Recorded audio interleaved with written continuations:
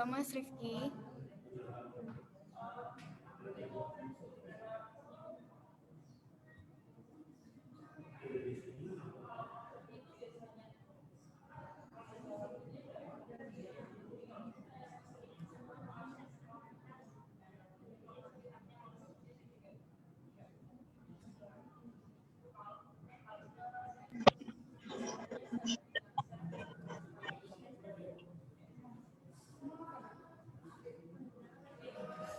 Oke, karena ini sudah banyak yang join juga, kita akan mulai diskusi hari ini. Perkenalkan, nama saya Andeliska, saya dari Atensi.co.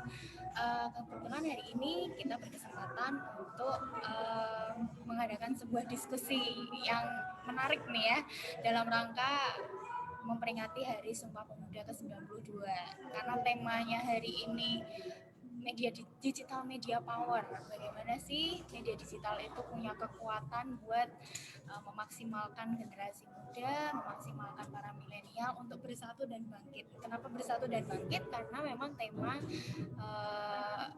Sumpah Pemuda di tahun ini yang ke-92 itu bagaimana pemuda itu bersatu dan bangkit. Nah, pada kesempatan kali ini kita menghadirkan juga beberapa narasumber yang semoga bisa menginspirasi setiap kita, baik dari orang mereka yang membangun komunitas dengan memaksimalkan digital media, juga bagi mereka juga ada beberapa dari mereka yang menjadi influencer nih, menjadi apa ya, untuk mengajak teman-teman juga untuk menjadi pribadi yang lebih berkembang, bukan hanya memanfaatkan media sosial, bukan hanya memanfaatkan teknologi digital, tapi juga bertanggung jawab atas segala penggunaan digital media. Jadi bukan asal pakai nih, bukan asal menggunakan digital media, tapi juga kita harus apa ya, menjadi pribadi yang bertanggung jawab atas apa yang kita lakukan. Nah,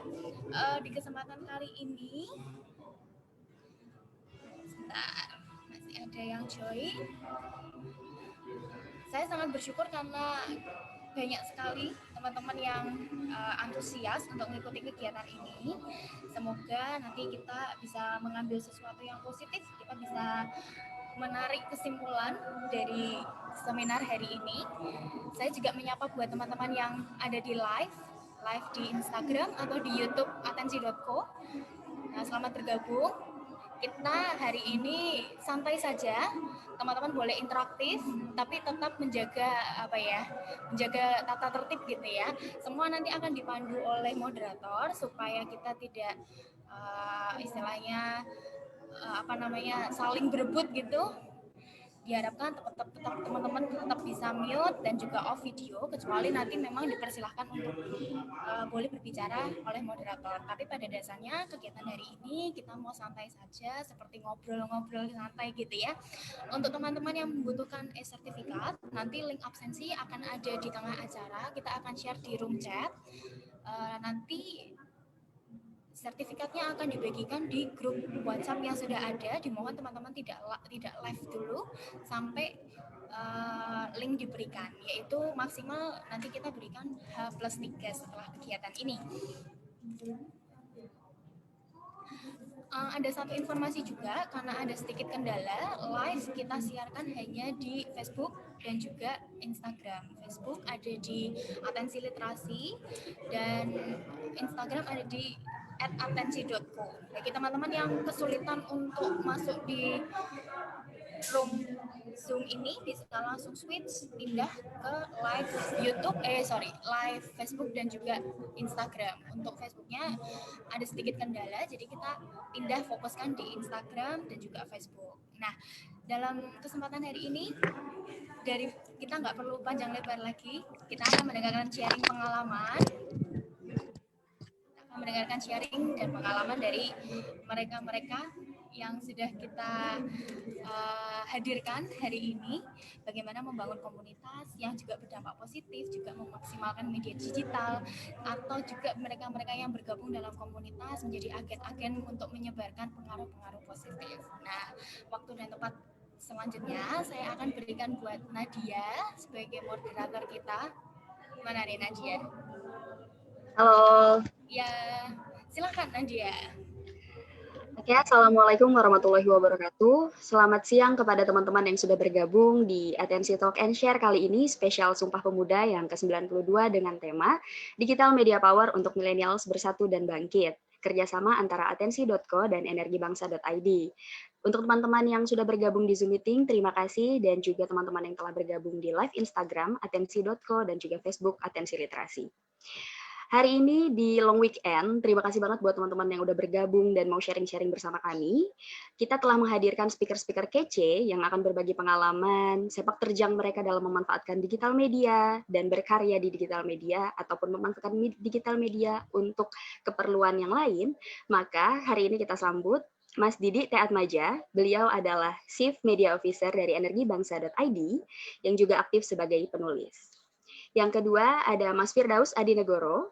Beliau adalah founder dari Akun Kuliner Semarang, merupakan dosen terbang ilmu komunikasi di UKSW, dan beliau juga salah satu penggagas komunitas kuliner dan event-event kuliner di Semarang. Kemudian ada Reida Pulpimayo, ia adalah seorang jurnalis yang Enggak lucu. Wow. dan MC atau moderator di berbagai acara, dan salah satu duta bahasa Jawa Tengah, dan pernah menjadi top 6 presenter wanita terbaik di Jawa Tengah. Selanjutnya ada Rifki Nadif Firstiawan, aktif di media penyiaran sebagai seorang penyiar di RRI Pro 2 Surakarta.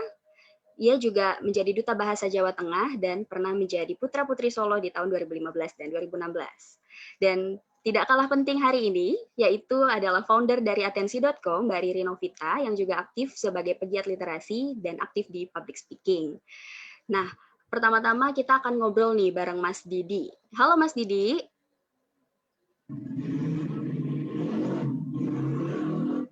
Halo, Assalamualaikum warahmatullahi wabarakatuh. Waalaikumsalam warahmatullahi wabarakatuh. Salam Indonesia. Salam Indonesia. Nah, Mas Didi, apa kabar nih? Alhamdulillah baik di sore ini. Alhamdulillah. Udah siap ya untuk memberikan materi ke teman-teman tentang energibangsa.id? Insya Allah. Oke, saya persilakan untuk Mas Didi menjelaskan paparannya. Oke, terima kasih atas waktunya yang telah diberikan kepada kami. Baik, Assalamualaikum warahmatullahi wabarakatuh. Salam sejahtera kami sampaikan. Selamat sore untuk kawan-kawan di seluruh Indonesia.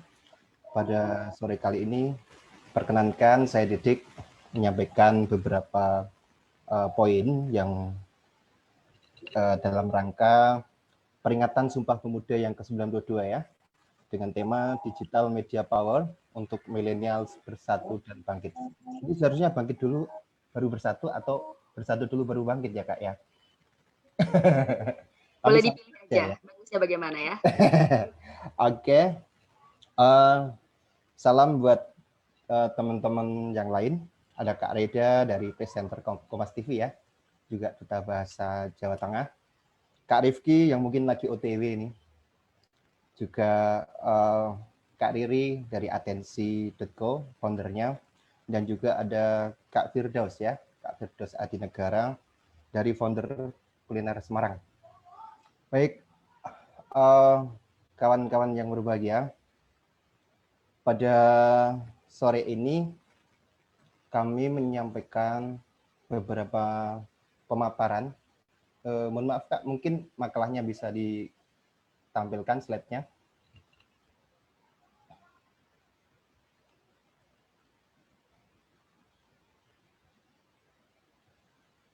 Maaf Kak, mungkin bisa ditampilkan slide-nya.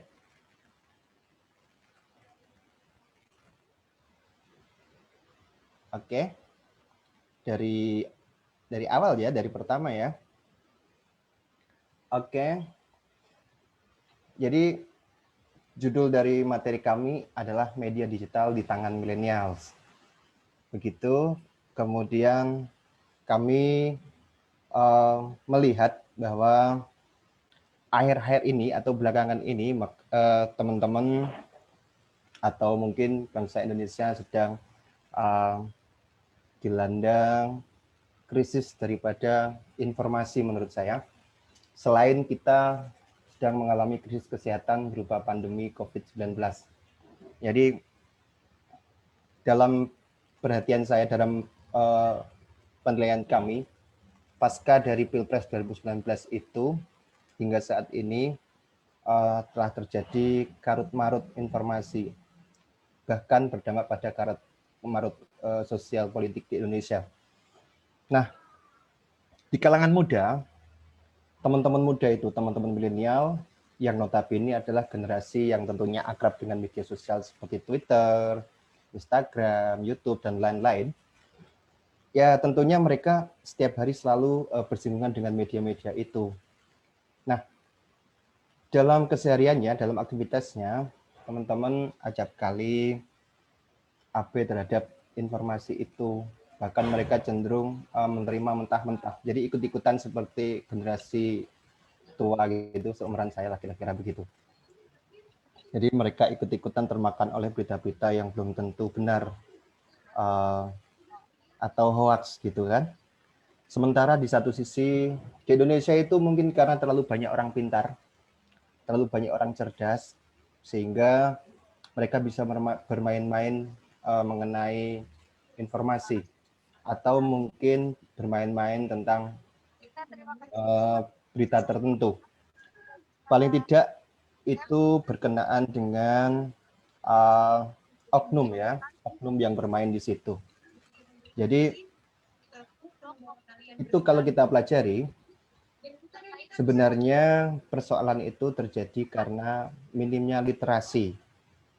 Minimnya literasi yang seharusnya kawan-kawan itu akan selalu dimudahkan dalam mengakses informasi yang terutama informasi berupa dari kecanggihan teknologi, sehingga kita bisa benar-benar menyaring berita apakah berita itu benar atau bohong.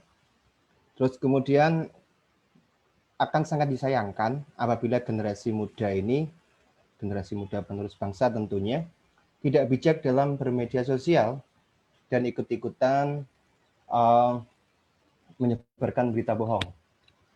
Mudah-mudahan kawan-kawan yang hadir dalam kegiatan sore hari ini diskusi bukan bagian dari mereka. Untuk selanjutnya, masih dalam kasus berita bohong, jadi terkait dengan minimum literasi itu, generasi muda menjadi persoalan utama, yaitu hoax. Karena menurut data statistik dari UNESCO, dari 61 negara, Indonesia menempati peringkat ke-60 sebagai negara dengan tingkat literasi paling rendah. Peringkat 59 ditempati oleh Thailand dan posisi terakhir ditempati oleh Botswana. Dari hasil penelitian yang dilakukan UNDP, tingkat pendidikan berdasarkan Indeks Pembangunan Manusia atau IPM di Indonesia tergolong rendah, yaitu hanya 14,6%. Nah, presentasi tersebut jauh lebih rendah dibandingkan dengan negara tetangga kita, Malaysia yang sebesar 28%, sedangkan Singapura mencapai 33%.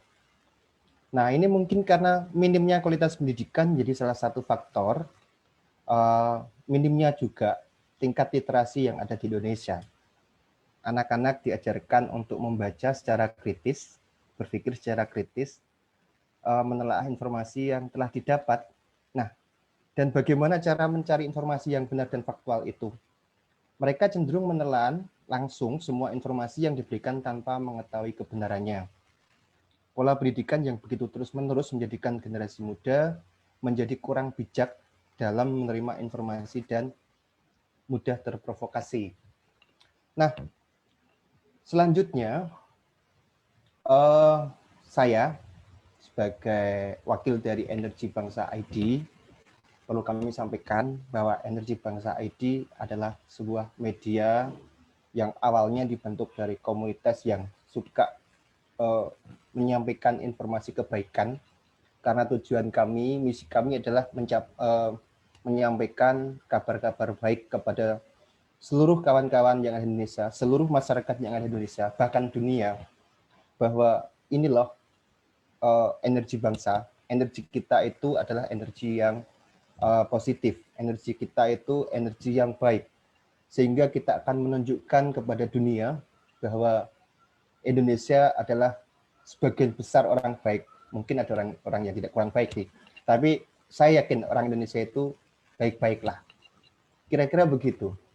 Terus kita lihat pada slide tampilan kedua.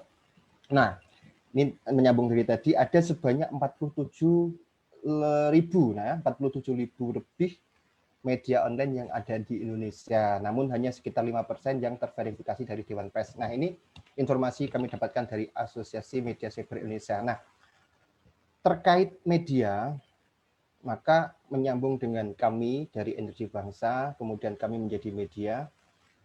Nah, kawan-kawan milenial ini patut menyaring betul-betul bahwa banyaknya media yang ada di Indonesia itu juga atas dasar kebebasan berekspresi, kebebasan pers, sehingga banyak muncul media, sehingga di tengah era global yang serba canggih ini diperlukan kemampuan untuk bisa berpikir lebih jernih, mana media yang benar-benar menebarkan kebaikan, mana media yang benar-benar memberikan berita positif kepada masyarakat atau tidak.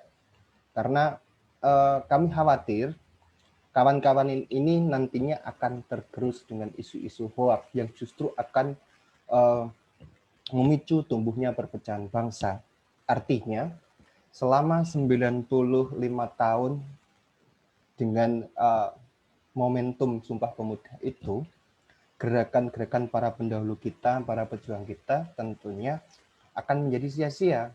Karena dengan belum ada 100 tahun ini, kita sudah mulai digonjang-ganjing mulai dari isu lokal, misalnya di Jawa Tengah misalnya. Tapi saya rasa Jawa Tengah aman kok, karena Jawa Tengah itu baik. Apalagi orang Semarang semua suka, pasti baik.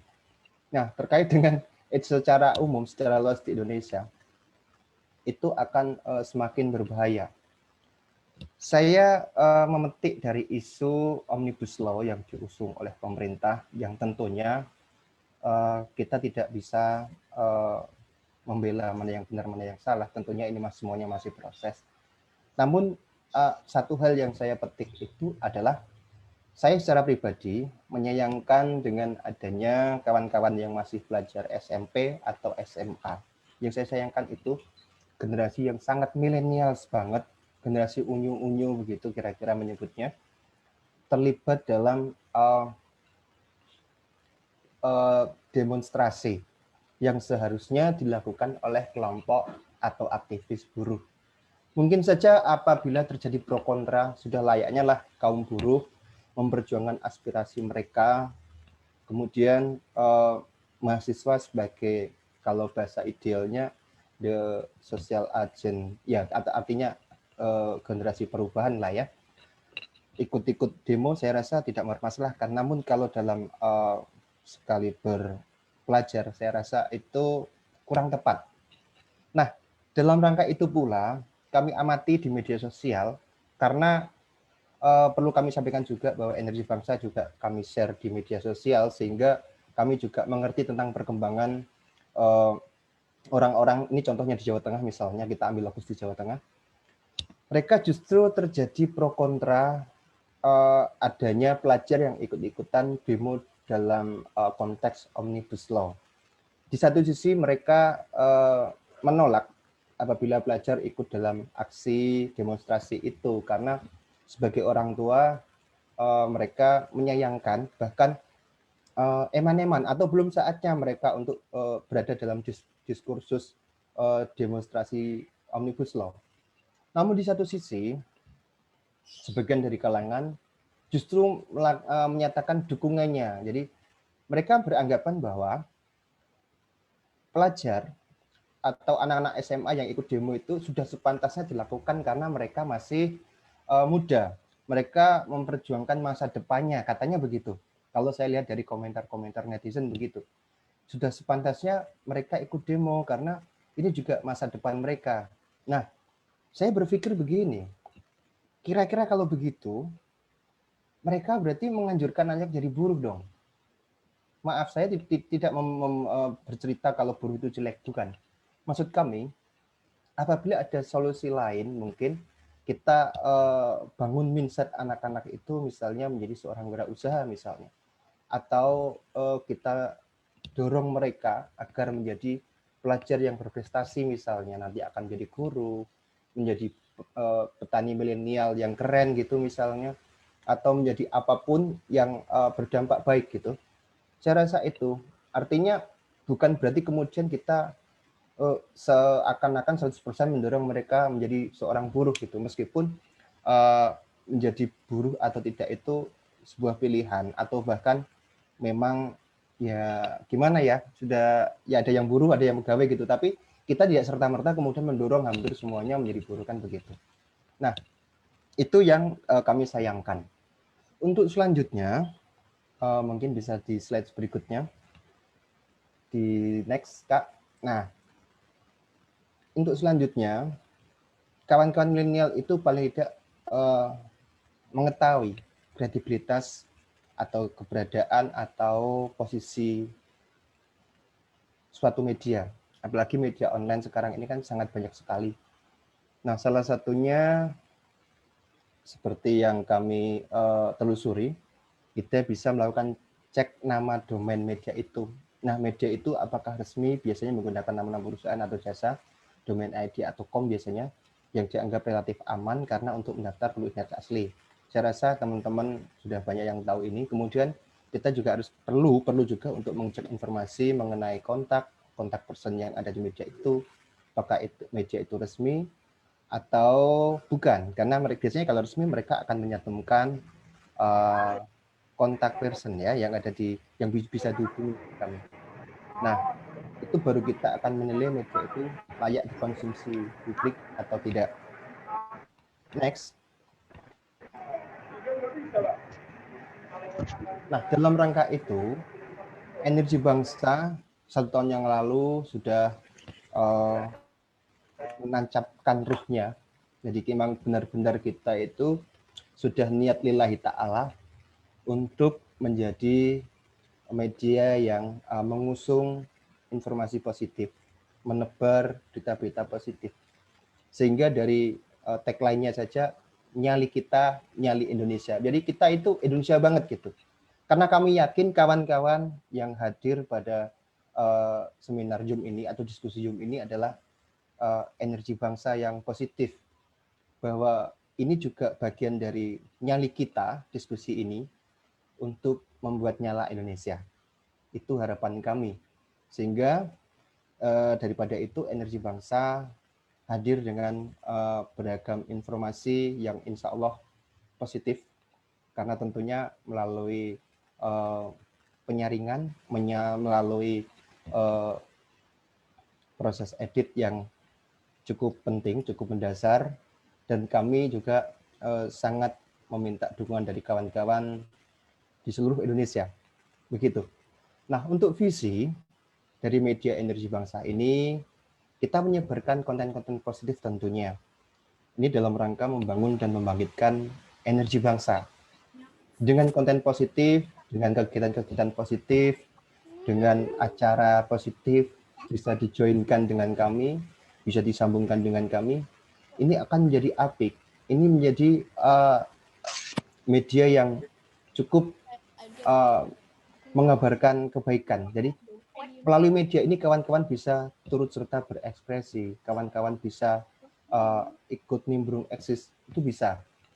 Nah, tidak cuma di sini, karena tidak cuma di Jawa Tengah maksud kami. Energi bangsa ini adalah bisa dikatakan miliknya orang Indonesia. Karena kami juga mengajak kawan-kawan untuk join, baik melalui sesi magang, melalui join untuk penulis lepas, begitu, dari seluruh Nusantara.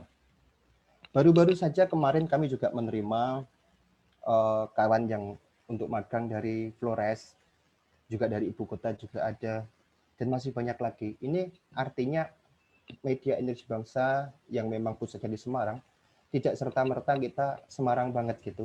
Kita akan mengabarkan Indonesia secara umum. Namun dalam kerangka lebih sempit, karena posisi kita di Semarang, kita mulai dari Semarang dulu, Jawa Tengah dulu, dan Indonesia. Tentunya paling tidak Semarang bisa menjadi representasi dari Indonesia yang mengabarkan kebaikan itu. Nah, kami harap dalam rangka memperluas pangsa pasar seorang pembaca budiman di seluruh Indonesia, bahkan dunia ini, kami harap peran aktif, peran serta dari kawan-kawan energi muda, kawan-kawan yang ada di sini juga boleh, kami harapkan bisa join untuk bisa mengembangkan, untuk turut serta berkembang melalui media energi bangsa kami itu. Next, selanjutnya. Nah, salah satu contohnya seperti ini. Pernah juga kami mengabarkan Semarang raih penghargaan sebagai kota terbersih se-Asia Tenggara. Nah, kala itu, ini sebagai, saya bisikin informasinya ini ya. Kala itu, belum ada media mainstream, sekelas Tempo sekalipun belum ada yang mengetahui tentang semua kota Semarang yang meraih penghargaan sebagai kota terbersih se-Asia Tenggara. Lagi-lagi, ketika kita membaca Facebook misalnya, kita lihat komentar netizen yang pedas, karena netizen itu kan maha benar. Mereka itu mengatakan, prek, masuk Semarang jadi kota terbersih. Mereka itu seakan nggak percaya gitu. Kalau Semarang itu kota terbersih, atau mungkin Bandung kota apa, Surabaya kota apa, mereka itu seakan-akan nggak percaya, karena biasanya informasi-informasi yang baik itu selalu ditentang banyak orang. Opsi kedua paling-paling kalau udah baik ya sudah, orang udah baik. Begitu kira-kira. Jadi kalau pikirannya seperti itu, media kita itu ya susah, kita sama orang itu susah, sama netizen itu susah. Nah, oleh karena itu lagi-lagi saya sampaikan, kita butuh peran serta, peran aktif dari kawan-kawan untuk bisa join mengabarkan kebaikan. Kalau baik kita kabarkan baik, kalau buruk sebisa mungkin kita simpanlah. Meskipun kita tahu itu justru nanti akan menjadi memperkeruh suasana gitu, kondisi sosial Indonesia itu kalau menurut saya. Nah, ini salah satu berita positif yang terpopuler dengan 37.759 view. Nah, ini dibaca oleh 37.000 orang. Jadi waktu itu ini terbit di tanggal 17 Januari tahun 2020. Waktu ada nominasi Semarang sebagai kota terbersih Asia Tenggara. Terus next. Nah, next lanjut, berarti berita ini sempat diunggah ulang di akun Instagram Wali Kota Semarang. Ya, ini pernah. Kemudian salah satunya ini nih, keren, Semarang kota pertama di Indonesia terapkan teknologi 5G. Nah, ini juga lagi-lagi banyak orang yang nggak percaya gitu. Orang-orang menjadi pesimis. Masa sih Semarang bisa terapkan teknologi 5G gitu kan. Taunya mereka ya 3G, 4G. Nah, sekarang kita 5G. Ini kayak Korea, kayak Cina. Orang-orang pikirannya masa sih gitu.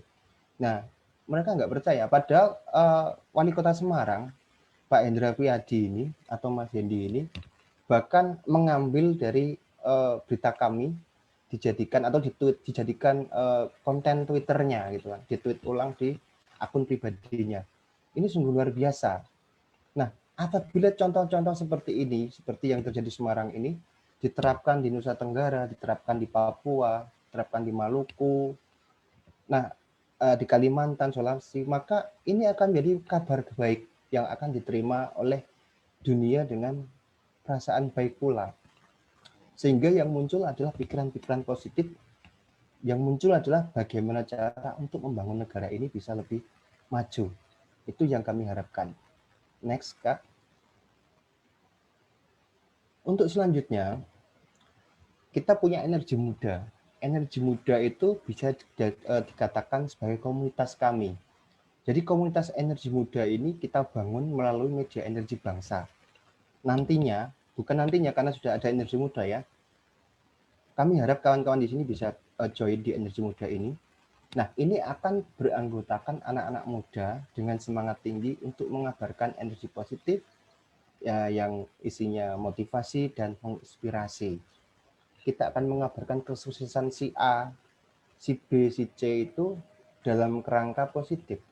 Mereka berprestasi, mereka bisa ini, bisa itu, bisa membangun apa, bisa membuat alat rekayasa apa, bisa menghasilkan e-commerce misalnya, bisa menghasilkan Android yang keren misalnya, dan lain sebagainya. Jadi itu kita apresiasi. kita angkat mereka, kita tampilkan di media, ini akan keren. Dunia akan mengakui bahwa Indonesia itu keren gitu. Jadi jangan sampai mereka mengatakan Indonesia itu kisruh, suka demo, itu kan bahaya. Nanti upaya untuk mendatangkan investasi misalnya ya gagal, wong demo terus. Kan begitu kira-kira. Jadi upaya pemerintah yang baik kita dukung, yang kurang baik kita berikan komentar, kita ya tentunya komentar secara positif. Kita melakukan lobby misalnya, kita mendatangi pemangku kepentingan. Saya rasa itu bisa lebih bijaksana, saya rasa itu. Next, Kak. Lalu apa yang bisa dilakukan di energi muda itu? Nah, kawan-kawan yang ada di sini bisa mencari informasi, kemudian atau barangkali pas lagi lewat di kafe, kafenya mungkin lain dari yang lain. Nah, itu salah satu informasi karena kafenya dalam rangka meningkatkan daya beli masyarakat, misalnya begitu kira-kira. Misalnya kafe kopi Aceh misalnya. Nah, itu keren. Jadi, oh Aceh itu kopinya enak gitu. Jangan cerita Aceh tentang ganjanya, berat. Nah, kemudian kawan-kawan kemudian membantu untuk menyebarkan informasi positif itu dan kemudian mendukung. Apabila benar kita harus mendukung, kalau nggak benar kita harus mengoreksinya gitu. Jadi memang kita tujuannya untuk tujuan positif. Selanjutnya kita memberikan motivasi. Motivasi itu kepada kawan-kawan lain, kawan-kawan yang lebih muda, generasi milenial, generasi Z gitu. Jadi untuk lebih aktif, untuk lebih untuk lebih bisa berperan serta dalam kebaikan. Kita akan menciptakan inspirasi-inspirasi yang sifatnya positif, inspirasi-inspirasi yang keren gitu, ala milenial tentunya. Karena kawan-kawan yang hadir di sini rata-rata dari kalangan milenial tentunya, sesuai judulnya lah ya. Next, Kak. Nah, bertepatan dengan momentum Sumpah Pemuda ini, jadi tujuan kami Energi Bangsa ingin mengajak para pemuda untuk bangkit dan bersatu. Jadi kita bersatu dulu aja, kita mulai dari bersatu untuk bangkit, gitu. Dengan memanfaatkan kekuatan dan kemampuan digital. Kemudian kita bisa bersinergi untuk menciptakan energi-energi bangsa yang nantinya bertugas untuk menyebarkan berita-berita positif demi Indonesia yang lebih baik tentunya. Jadi di momen Sumpah Pemuda tanggal 28, kalau hari ini tanggal 29 ya, di momen Sumpah Pemuda 2020 tahun ini, Energi Bangsa berkomitmen untuk mengajak kawan-kawan bersinergi untuk menciptakan, untuk menebarkan berita-berita yang baik. Kita akan bercerita kepada dunia bahwa Indonesia itu keren. Itu tujuan dari kami. Nah, mungkin itu paparan yang bisa kami sampaikan. Nanti bisa disambung dengan diskusi, karena banyaknya pemateri, ada 4 saya lihat tadi. Jadi kita bergantian, dan nanti bisa dilanjutkan oleh kawan-kawan lain yang ada di manapun berada di saya rasa. Mungkin itu Kak yang perlu kami sampaikan, bisa dilanjut dengan pembicara berikutnya. Terima kasih. Oke, terima kasih Mas Didi atas paparannya. Nah, teman-teman yang mau bertanya ke Mas Didi boleh langsung ditulis di room chat kita. Nanti di sesi sharing kita akan pilih pertanyaan untuk bisa di-sharing langsung dan didiskusikan langsung ke pembicara, oke? Dan untuk pertanyaan ke pembicara lain juga boleh langsung ditujukan ke siapa dan ditulis aja di room chat. Nah, sekarang kita akan berbincang bersama Mas Firdaus. Mas Firdaus, halo.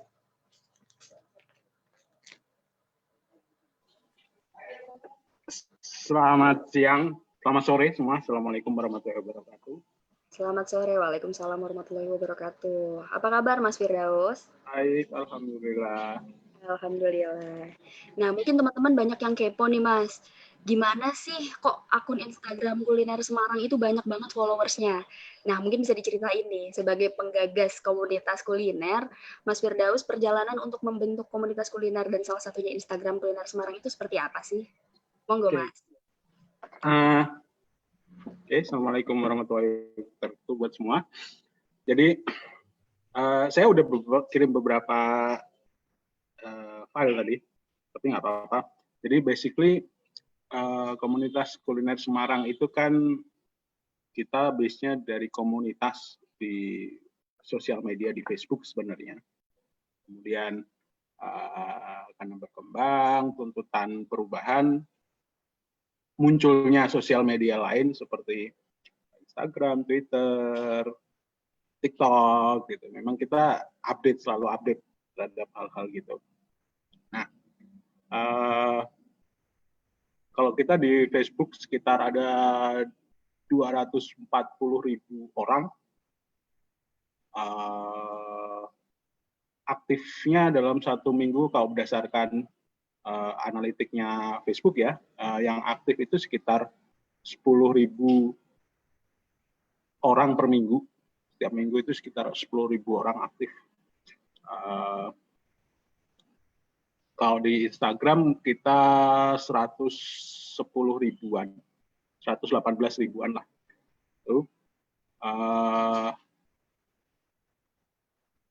Mostly konten-konten yang kita ini kan dari kita produksi sendiri ataupun informasinya sih dari Facebook, tapi kita inikin di Instagram. Jadi kita datang sendiri, yang teman-teman karena Facebook itu kan lebih ke 25 ke atas ya, 25 ke atas, mereka lebih banyak spending money-nya ke makanan-makanan yang tidak kekinian. Jadi konten-konten kita juga banyak makanan yang tidak kekinian. Gitu. Di Instagram kita tidak banyak kekiniannya. Nah, itu sih secara garis besar kalau soal komunitas kita. Oke. Nah, Lanjut, Mas. lanjut. Nah, terkait dengan tematik kita kali ini, bagaimana sih tentang sosial media untuk kebangkitan milenial, kebangkitan ini anak-anak muda di Indonesia.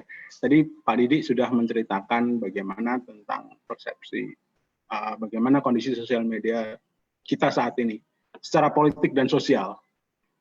Orang nggak akan percaya bahwa itu juga berpengaruh di semua, termasuk di konteks makanan kayak kita gitu. Jadi orang berpikirnya kalau anak-anak yang memang ini di makanan itu enak tuh, kerjanya makan-makan, kadang ada yang dibayar gitu kan. But mostly enggak. Jadi ada persoalan moral di kita yang juga berpengaruh terhadap konten yang kita keluarkan. Pertama, kita punya tanggung jawab moral terhadap follower. Yang kedua, kalaupun kita dibayar untuk menceritakan sebuah konten, kita juga punya tanggung jawab terhadap pemilik usaha. Jadi dua hal itu yang kadang dilematis. Orang tidak akan percaya bahwa sebuah komunitas sosial media itu bisa membuat sebuah usaha tutup atau sebuah usaha melakukan pembenahan gitu. Tapi itu yang terjadi, bahwa sebenarnya terutama di Facebook group kita ya, karena Facebook group kita banyak orang, semua orang boleh mengeluarkan pendapat, semua orang boleh mengirimkan berita, mereview makanan, itu berpengaruh. Ada yang sebuah restoran baru yang dikritik karena ditemukan kecoa di makanannya. Dalam 1 kali 24 jam restoran itu minta maaf, kemudian dia menutup usahanya untuk melakukan pembersihan. Itu efek positifnya, artinya bahwa memang orang pemilik usaha kalau yang melihat sebuah konteksnya secara positif akan mengeluarkan output yang positif.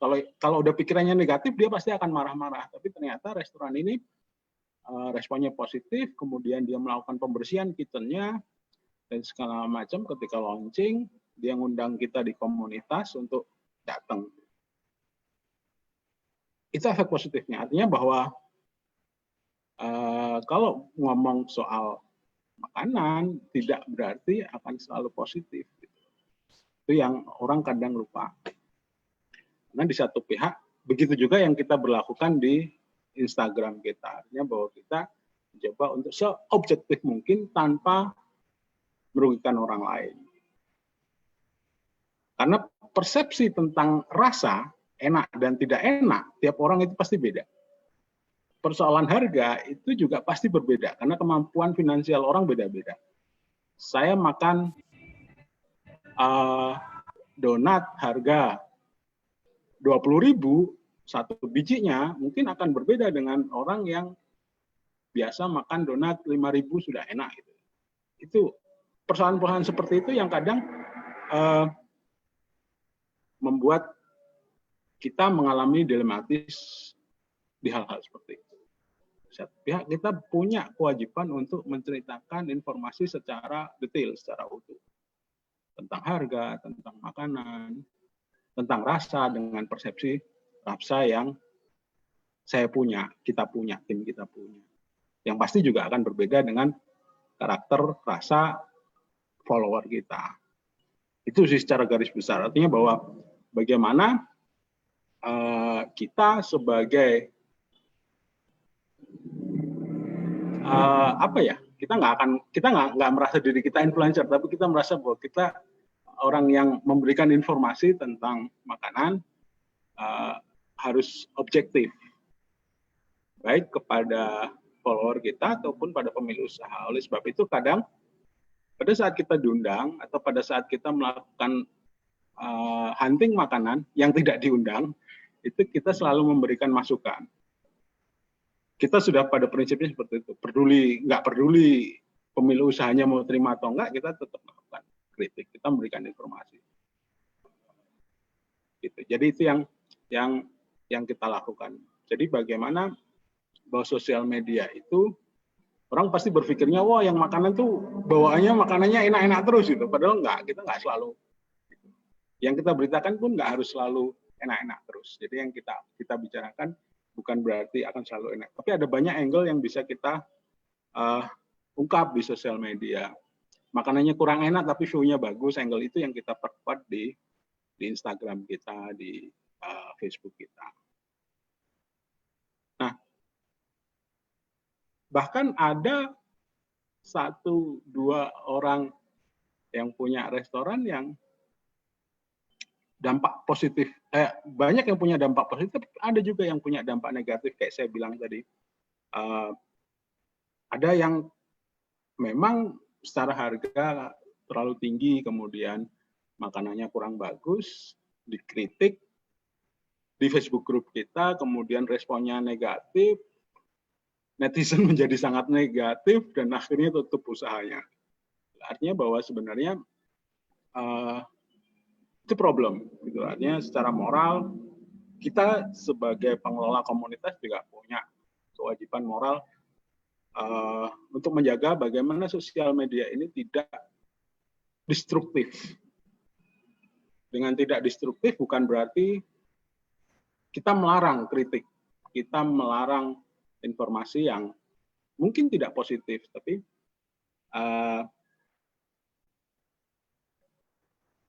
tidak harus bagus, tapi bagaimana yang tidak bagus itu tidak destruktif. Jadi secara garis besar itu yang kita alami. Mungkin karena kita stylenya beda ya, style kita dengan teman-teman yang di Instagram memang tematiknya makanan, kita stylenya kita beda. Bahwa memang kita di Instagram kita tidak semuanya enak gitu. Kita nggak pernah ngomong semuanya itu enak. Ada hal-hal yang kadang kita ngomong ini nggak enak. Karena kita mencoba untuk fair. Kita punya tanggung jawab moral terhadap follower. Karena kita tahu kadang ada anak-anak SMA yang lihat postingan kita kemudian menabung dulu. Tengah kita di sebuah restoran yang harganya 100.000 gitu. Kita harus menabung dulu untuk makan di sana atau gimana, kita juga akhirnya kecewa kan, kita juga kasihan. Artinya bahwa kita punya tanggung jawab moral terhadap itu. Nah, demikian juga yang kita harapkan dari teman-teman anak muda ini, karena sekarang TikTok orang bisa komentar apapun, di Twitter kita bisa komentar apapun. Yang harus diingat bahwa kadang kita secara sadar atau tidak sadar itu sangat destruktif ketika kita tidak menyukai sesuatu, sebuah produk yang mahal, yang rasanya mungkin berbeda dengan standar selera kita. Dan ketika itu diamini oleh orang lain yang mungkin sama dengan teman-teman, itu akan berakibat kepada bisnis orang lain. Itu problem yang teman-teman di sosial media ini yang kadang secara tidak sadar melakukan. Jadi secara garis besar, kalau kita sih mencoba untuk kita pengennya sih positif terus, tapi kan nggak mungkin kita positif terus, karena kan makanan ada yang nggak enak juga, gitu. Dan itu harus fair kita omongkan. Gitu. Nah itu sih dari saya, bagaimana perjalanan kita sebagai komunitas kuliner Semarang. Dan beberapa kali kita juga melakukan event yang memang kita sistemnya seleksi. Karena memang grand design kita kan kita mau mengangkat komunitasnya. Kita bukan I.O, jadi kalaupun kita bikin event itu kita seleksi makanannya. Dan satu orang maksimal hanya boleh satu stand, itu nggak boleh 3-4 stand, nggak boleh. Uangnya nggak berlaku buat kita. Jadi karena kita satu usaha ya satu stand maksimal. Kita usahakan untuk konsisten di situ terus. Mungkin itu dari saya, monggo nanti sambil diskusi lebih lanjut aja. Oke, terima kasih. Assalamualaikum warahmatullahi wabarakatuh. Oke, terima kasih Mas Firdaus atas paparannya. Dan sekarang kita lanjut ke Reida dan Rifki. Oke, mana nih Reida dan Rifki? Halo. Hai. Halo Reida. Rifki Halo. kembali. Reida apa kabar? Baik. Halo, selamat siang. Selamat sore. Halo, baik. Ya. Nah, ini kan kalian nih sosok milenials nih. Sebagai gambaran milenials, apa sih arti Sumpah Pemuda bagi kalian? Boleh dari Reida dulu deh. Coba dulu nih. Dulu. Sumpah Pemuda. Nih, suaraku jelas nggak? Soalnya kayaknya koneksiku agak unstable nih. Jelas. Halo? Halo. Jelas ya? Oke. Jelas Reida. Sumpah Pemuda. Ya, halo. Ya, sorry, kayak koneksiku agak jelek nih ya. Sumpah Pemuda ya. Kalau untuk aku Sumpah Pemuda itu sebenarnya lebih ke momen sih, momen mengingatkan bahwa kita sebagai anak muda ini kita harus show off lagi. Kita diingatkan lagi akan janji-janji kita di masa yang dulu pendahulu kita sudah pernah menjanjikan hal-hal tiga Sumpah Pemuda itu. Kita kayak diingetin lagi nih, kayak disentil lagi, kamu sebagai anak muda, sebagai generasi milenial, udah berbuat apa untuk Indonesia? Kalau aku lebih ke itu sih, momen tersentilnya itu sih, Nat. Oke. Nah, kalau Rifki nih, Sumpah Pemuda itu apa sih sebenarnya di gambaran kamu? Oke, baiklah. Ini suara saya dengar nih? Jelas, kedengeran. Dengar ya? Baiklah. Selamat siang untuk semuanya ya, Digital Media Partner. Sebelumnya saya mengucapkan terima kasih buat atensi.co yang udah kita istilahnya bisa ngobrol bareng, sharing dan memberikan kesempatan buat saya. Dan juga selamat siang untuk Mbak Nadia dan Mbak Iska ya, sama partner Reida Pulpi. Kalau menurut saya sih Sumpah Pemuda ini apa ya? Yang penting kamu jadi pemuda yang bisa bawa karakter kamu sendiri. Kalau wong Jawa ngomong ki loske wae dadi awakmu dhewe. Kita nggak usah banyak pencitraan yang lain, tapi tetap membangun dengan karakter kita sendiri. Itu aja udah cukup. Yang penting actionnya ya, berarti pencitraan itu masalah belakangan, yang penting actionnya. Nah, setuju, Mbak. Untuk action nih, sebagai millennials yang juga memanfaatkan sosial media, apa aja sih yang udah kalian lakuin hingga saat ini? Kan kalian tuh berkecimpung di dunia penyiaran nih. Nah, bisa diceritain dong gimana? Oke, merujuk pada action ya, berarti apa yang kamu punya, yang penting itu positif ya udah. Itu yang harus kamu jalanin. Misal ada ide buat, kalau kamu suka di musik buat bikin lagu, nggak apa-apa. Yang penting kita kan udah berusaha menjauhi yang negatif-negatif nih. Yang penting positifnya kalau kamu udah dapet, kamu istilahnya punya potensi di situ, kamu maksimalkan. Paling enggak bersosialisasi di kampung itu yang paling kecil. Itu bisa ditumbuhkan di situ dulu. Dan kalau sekarang karena pandemi, banyak nih kan ya, kayak webinar, dan misal punya kesempatan di situ, beratensi di situ. Tapi sosial yang paling penting, kalau menurut saya ya, pemuda-pemudi sekarang itu actionnya lebih ke kampung dulu aja. Karang Taruna, muda-mudi, enggak. Terus kan kayak ada ajang-ajang duta Putra Putri Solo. Kalau di Solo Putra Putri Solo gitu kan ya, di kabupaten atau kota kan punya, baru di situ. Nah, ya kalau udah di kampung dulu tuh kan enak, mau maju kemana-mana. Ya apa ya, udah pakai pikiran positif kita yang selangkah buat lebih maju dan bermanfaat, itu lakukanlah. Yang penting tetap jadi diri sendiri. Los kewae dadi awakmu dhewe. Oke, Itu nah sih. kalau Reida, gimana nih Reida? Action ya. Kalau action sih mungkin karena ini deh merujuk ke tema kita kali ya, lebih ke social media power. Aku percaya pasti teman-teman nggak ada yang nggak punya Instagram kan, atau Twitter atau Facebook mungkin.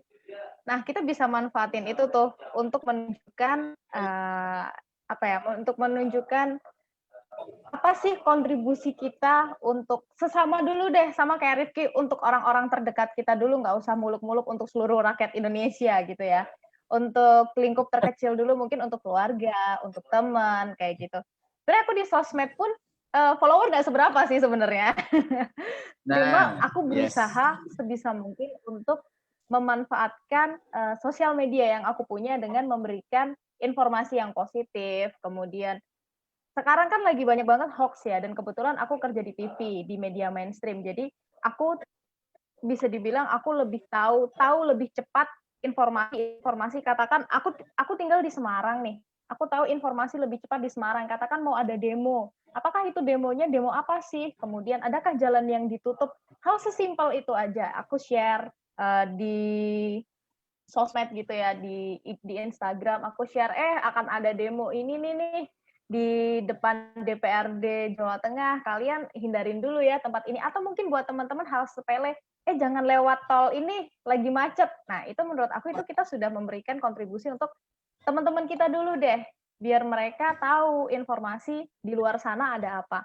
Kalau untuk lingkup yang lebih besar lagi ya, kita share informasi yang penting. Atau mungkin teman-teman, aku pengen lebih menekankan soal endorse. Teman-teman mungkin ada yang sudah dapat endorse gitu ya, dibayar, teman-teman dibayar untuk mempromosikan suatu barang, suatu tempat, suatu makanan, atau ya pokoknya sesuatu lah, kalian dibayar.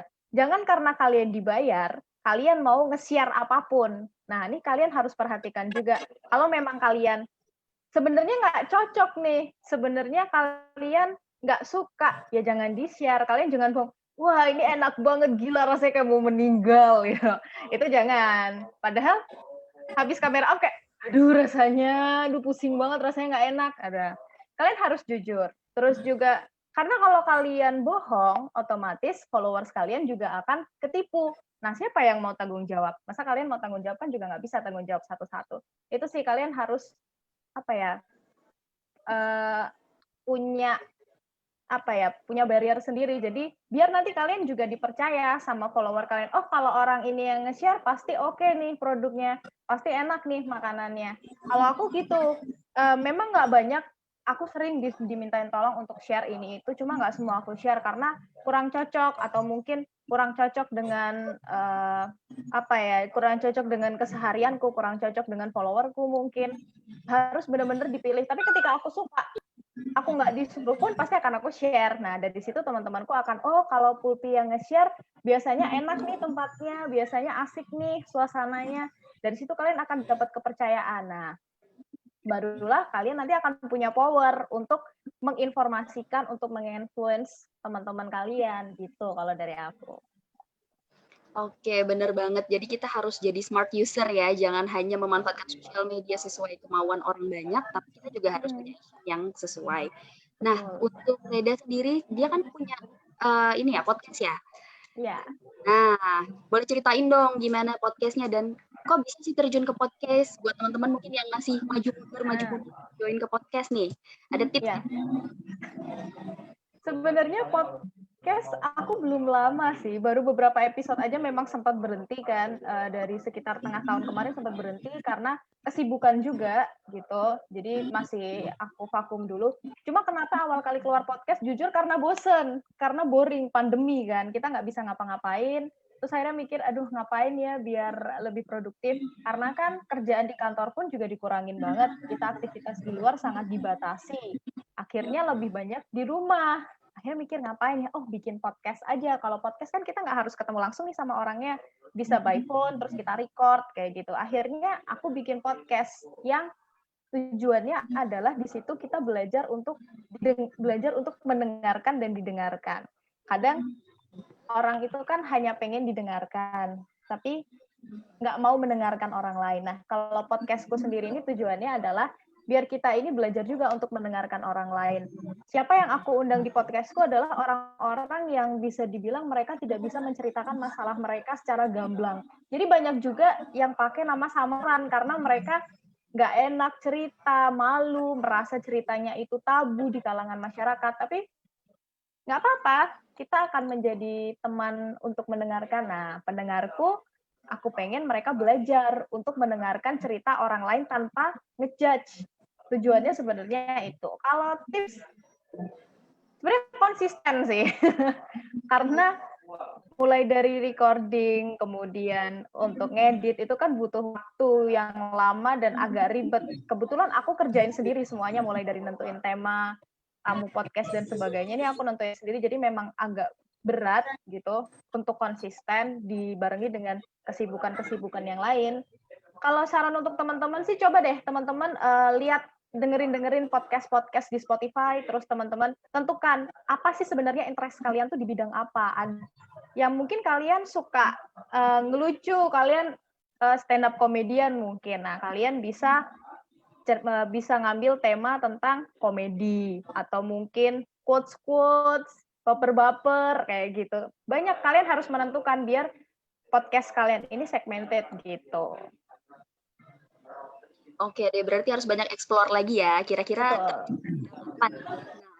kalau untuk Rifki nih, kan sempat jadi putra-putri Solo. Nah, bisa ceritain nggak sih momen sampai jadi putra-putri Solo itu gimana? Siapa tahu teman-teman di sini bisa terinfluence nih untuk mencari jejak gitu ya, untuk berkarir di daerah masing-masing. Boleh ceritain sedikit ya, Rifki? Boleh. Jadi apa ya? Untuk putra-putri Solo itu sebenarnya saya dulu keberuntungan, Mbak. Jadi diajak temen, serius. Nah, diajak temen, saya sampai 5 besar, teman saya malah nggak, kalau bahasa Jawanya nggak ketut. Nah, mulai dari situ saya baru belajar. Ternyata menapaki jalan ke depan tuh banyak banget sih ya, sisi positif, negatif yang ditemuin gitu kan. Pada akhirnya, dari putra-putri Solo, saya menemukan setapak jalan lagi yang positif menuju duta bahasa. Saya 2018, kalau Pulpi 2017. Nah, di situ saya ikutin lagi sampai akhirnya sekarang jadi penyiar di Pro 2 RRI. Walaupun ya apa ya, kalau sedikit pengalaman, semua keberuntungan, Mbak. Termasuk duta bahasa, saya juga diajak teman lagi loh. Karena habis dari Putra Putri Solo nih, teman ngajak, yuk ikut duta bahasa lebih tinggi gitu kan. Waduh, ya nggak apa-apa. Teman saya juga nggak ketut. Dia cuman sampai semifinalis waktu itu. Dalam artian kalau di tahun angkatan saya itu semifinalis tuh 20 besar nama lainnya. Nah, akhirnya saya ikutin juga sampai 7 besar duta bahasa Jawa Tengah 2018. Nah, kayak apa ya, Mbak? Semua tuh keberuntungan, walaupun kita kan nggak tahu kan jalan yang dikasih Tuhan kayak gimana, yang penting jalanin dulu aja dengan positif dan tetap jadi diri kita sendiri. Kalau soal sosmed sih, apalagi followers ya, jadi diri sendiri aja. Followers gak usah banyak-banyak, apalagi sampai beli. Itu nggak akan ada manfaatnya, iya kan? Kayak ya udah yang penting isi sosmed kamu, nggak peduli berapa followersnya, yang penting di situ ada konten positif dan ngapain harus beli gitu loh. Tetap aja lost kayak wae, lost dol seadanya. Follower tuh itu mengikutin ya, Rif ya. Iya, bos. Nah. Iya, full. Bener. Jadi kayak gimana ya, teman-teman yang lagi dengerin juga nggak usah terpancang sama followers lah ya, yang harus terkenal dengan followers segini enggak. Yang penting isinya aja dulu. Oke. Nah, Dan kita menginspirasi bukan untuk menggurui sih. Itu. benar Aja. banget.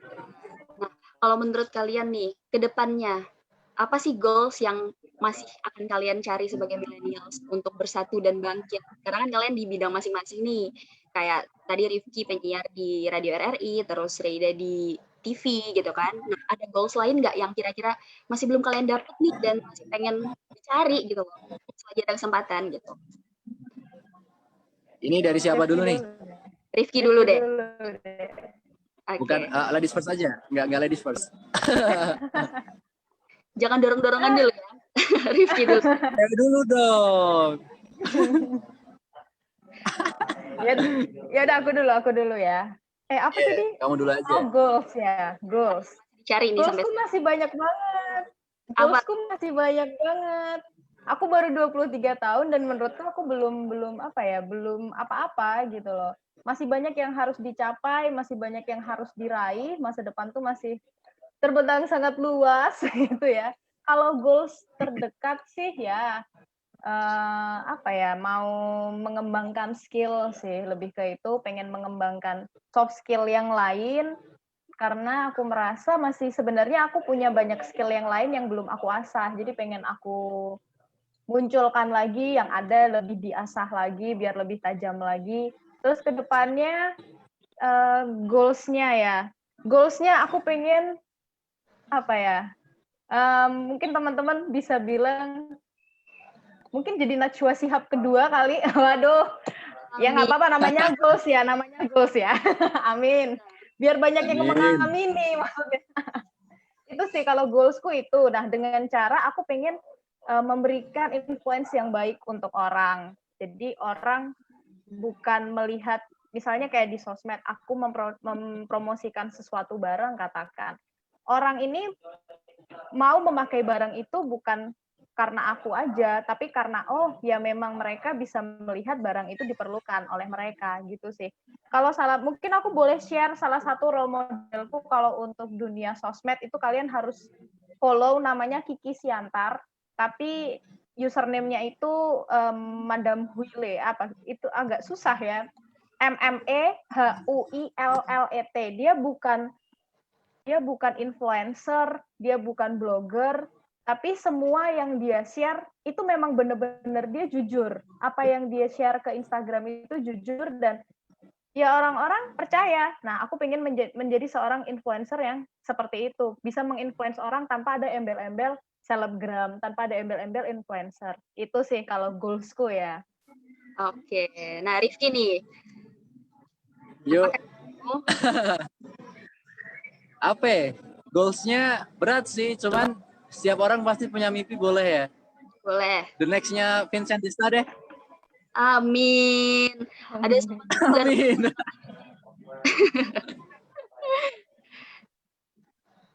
Boleh kan? The next-nya Vincent Desta.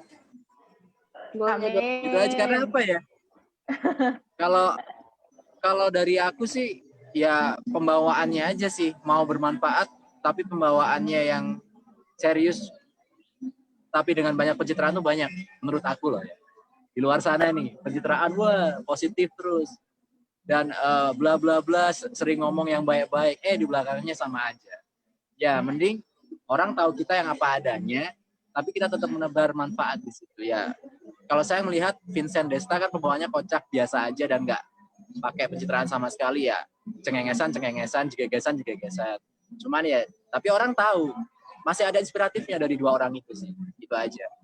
Ya istilahnya apa ya? Kalau boleh sih goals yang lain pasti setiap orang pengen punya keluarga, married, Tapi nanti di waktu yang nggak tahu, dikasih Tuhannya kapan. Yang penting itu dulu aja. Jalanin mimpi. Kalau kata lagunya Noah. Oke deh. Terima kasih ya Reda sama Rifki udah sharing, dan semoga aja sharingnya ini bisa membantu teman-teman buat up lagi nomor insecurities. Amin. Dan kita saat ini akan berpindah ke narasumber terakhir kita, Mbak Riri Novita. Halo Mbak Riri. Halo semua. Hai Mbak Riri. Kayaknya long lost words nih, panjang banget tadi perjalanan, terus tiba-tiba udah sampai ke Mbak Riri. Nah, ada misi besar dari Atensi.co dan Energi Bangsa untuk menyelenggarakan acara ini, dan sebenarnya Atensi.co itu sebagai gerakan literasi memanfaatkan media sosial sebagai apa sih, gitu Mbak? Tadi di awal udah dijelaskan sama CEO ya, sama Yiska. Jadi sebenarnya kami ada berempat di sini. Ada saya, founder Atensi.co dengan Yiska selaku CEO. Kemudian Nadia ini adalah CMO, Chief Marketing Officer kami, dan juga di balik layar yang organize semua kita jalan ada Mbak Agnes, ini IT kita. Jadi kebetulan kita emang perempuan-perempuan semua gitu. Bukan berarti kita tidak menerima laki-laki ya, tapi memang nggak tahu. Berawal dari sebenarnya kita teman nongkrong sih, karena kami semua suka kopi, nggak bisa hidup tanpa kopi. Jadi selama kita sering dari warung kopi ke warung kopi yang lain itu kita ngobrol, daripada gibah sesuatu yang negatif, kita mikir ngapain gitu. Dan kebetulan kami dari alumni sekolah yang sama di Undip di Magister Ilmu Komunikasi, dan kita merasa ini kita sebaiknya ngapain ya gitu. Kita belajar gitu, udah belajar 2 tahun, lalu kita dikasih ilmu, kalau cuma didiemin kayaknya nggak bermanfaat gitu. Nah, gimana kalau kita bagi ini sama teman-teman. Terus kita juga ajak, dan puncaknya adalah ketika pandemi kemarin penggunaan internet membludak, semua orang harus pakai internet, dan itu digunakan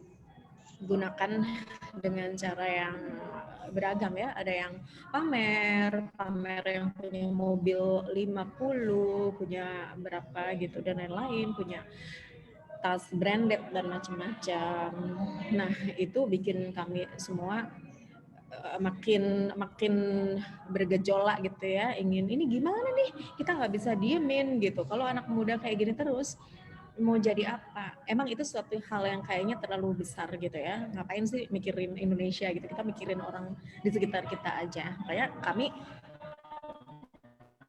awal Atensi kita bikin ini juga udah kita ini aja diskusi-diskusi sama teman dekat, sama relasi-relasi yang mau kita ajak bareng. Prinsipnya emang kita kerjasama, termasuk ada Reda juga, Rifki, kemudian Mas Didi, Mas Firdaus, ada juga Mas Aris Yanuar nih, CEO Energi Bangsa.id, ada di balik layar, nggak mau kelihatan karena akan membuat satu kejutan nanti, nggak tahu kapan gitu ya.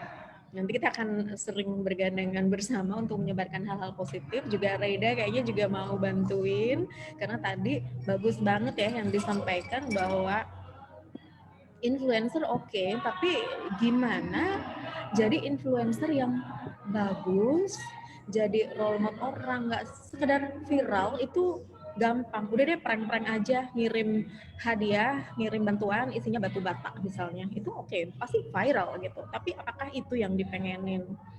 Nah, kalau gitu caranya mau jadi apa sih anak muda gitu. Nah, tadi Reda juga udah share tentang ini, cari topik yang susah gitu, bagi orang lain mungkin itu susah, tapi ternyata Reda bisa. Nah, masalahnya adalah tantangannya di kreativitas, dan itu emang susah gitu. Nggak semua orang bisa punya kreativitas yang bagus, dan itu syukur-syukur bisa viral gitu. Tapi kan motivasi awal kita tidak sekedar viral oke, tapi viral yang seperti apa? Nah, itu tantangannya. Nggak apa, jadi sedikit yang baik daripada yang banyak, tapi asal-asalan, receh gitu kan. Nah, jadinya kita semua bisa ngelihat kayak sekarang gini deh.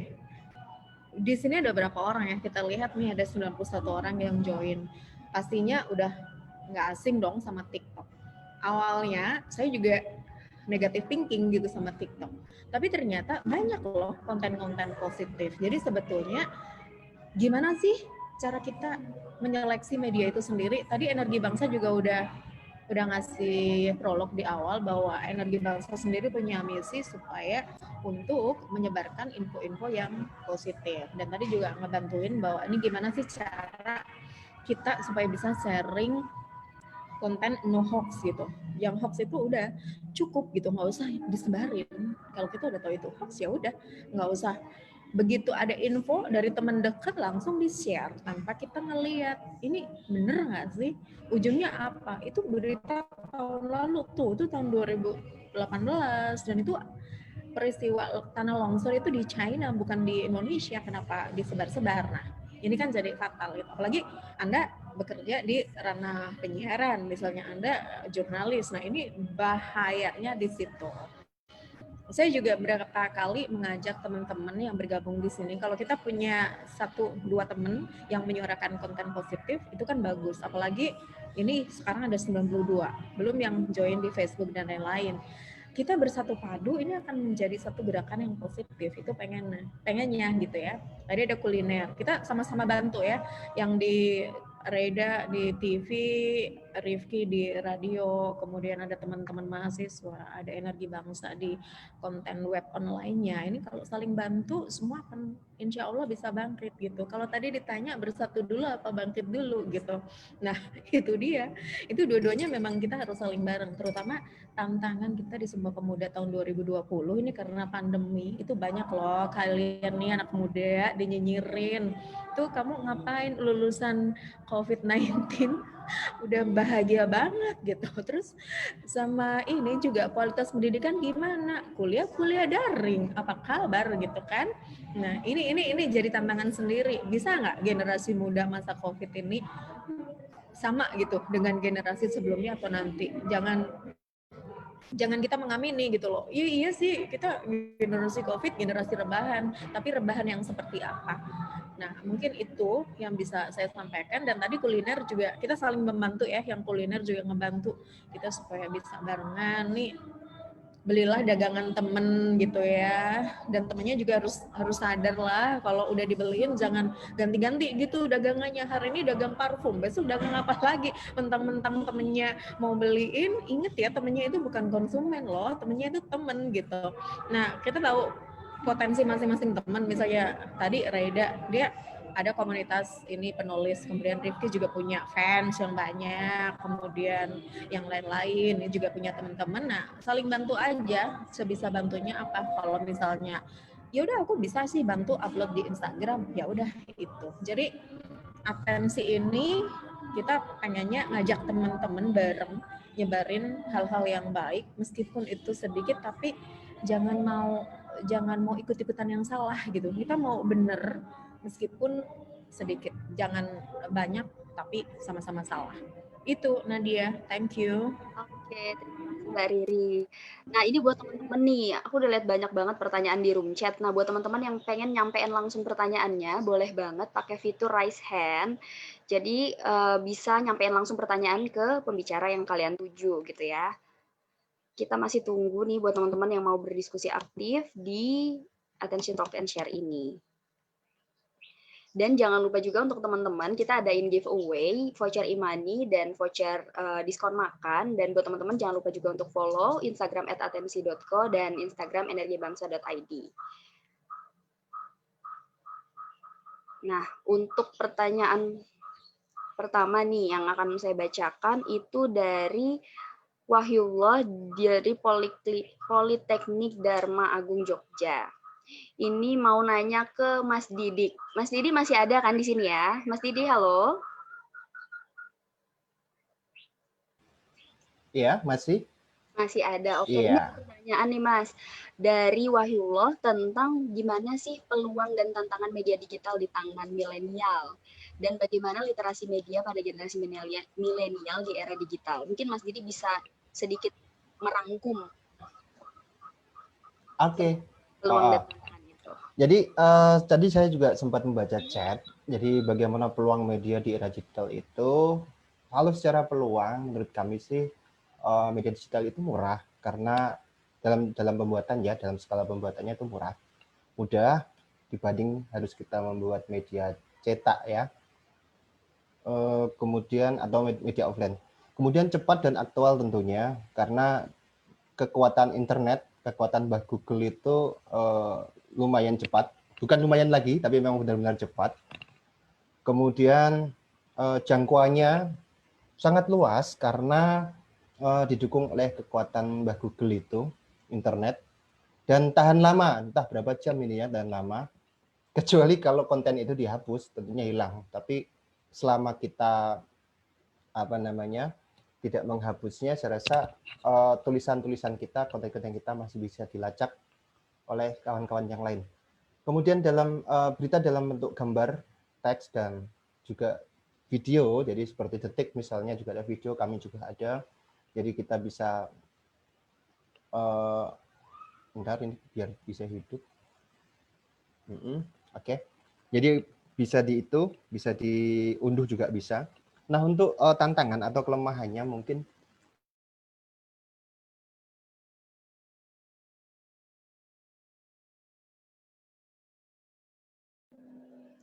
Halo, Mas Didi.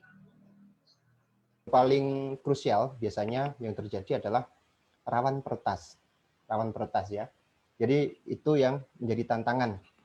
Nah, teman-teman juga perlu ketahui bahwa kita diatur oleh regulasi. Jadi bolehlah kita bermedia online gitu. Maksud kami menggunakan website untuk kebutuhan online, untuk kebutuhan digital, untuk kebutuhan pemberitaan, baik itu bentuknya portal maupun yang lain, portal pemberitaan maksud kami. Nah, tentunya kita ada regulasi di Indonesia yang mengaturnya seperti kode etik jurnalistik harus kita utamakan. Jadi nulis boleh tapi nggak sembarang nulis gitu. Tentunya kita lebih mematuhi pada kode etik jurnalistik. Kemudian karena di Indonesia diatur oleh Undang-Undang Pers dan Undang-Undang IT, jadi teman-teman bisa mengaksesnya karena lagi-lagi tadi Mbak Google sudah banyak memberikan referensi gitu kan.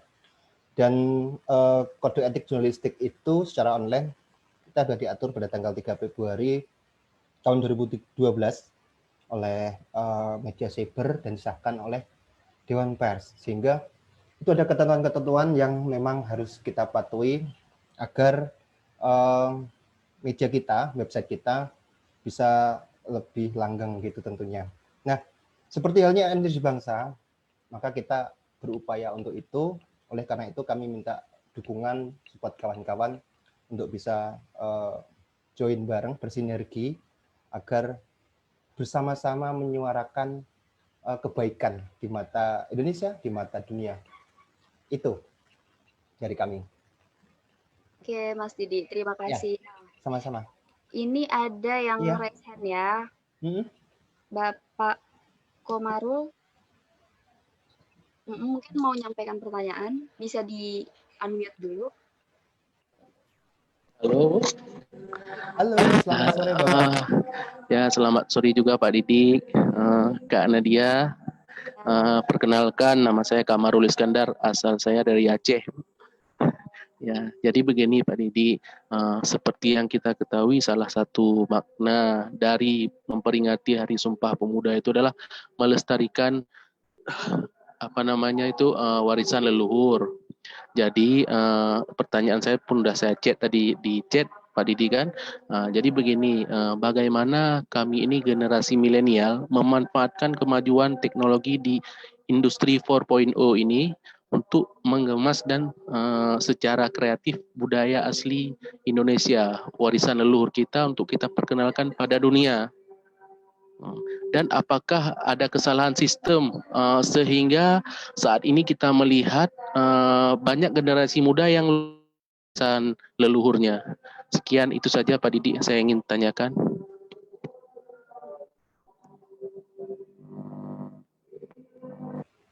Baik, terima kasih Bung Kamarul ya dari Aceh.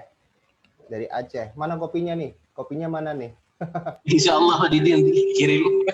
Tapi ini juga kopi nih, kopi. Oh iya. Kayaknya bukan kopi Aceh, Pak. Kopi gayo. Oke. Mengenai pertanyaan Bung Kamarul nih ya. Jadi di tengah industri 4.0 ya, 4.0, 4.0. Jadi cara untuk memunculkan budaya kita, warisan leluhur, local wisdom, itu banyak cara sebenarnya.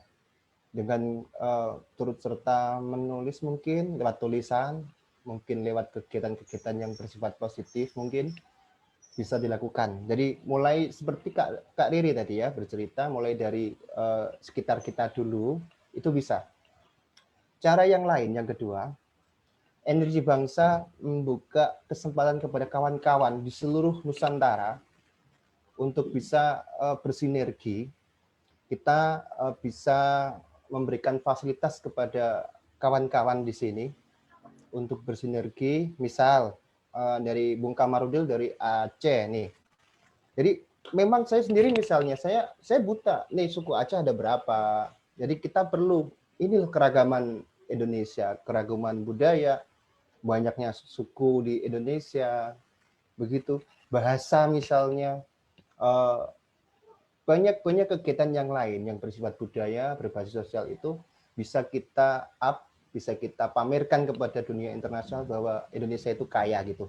Nah itu sangat mudah. Jadi nanti Bung Kamarul bisa invite kami di nomor WhatsApp atau mungkin nanti bisa melalui host, minta bantuan host untuk bisa join, nanti kita kumpulkan dalam kerangka grup energi milenial kita sebut begitu, energi milenial yang nantinya berisi oleh kawan-kawan, nanti ke depan bisa diskusi melalui grup WA, kita maunya apa, misalnya kawan-kawan ingin menulis, ingin mengirim foto-foto, tapi ingat ya, kontennya harus positif kalau di kami, syaratnya positif. Jangan cerita, ini lo COVID Aceh membludak lah, mumet saya ini.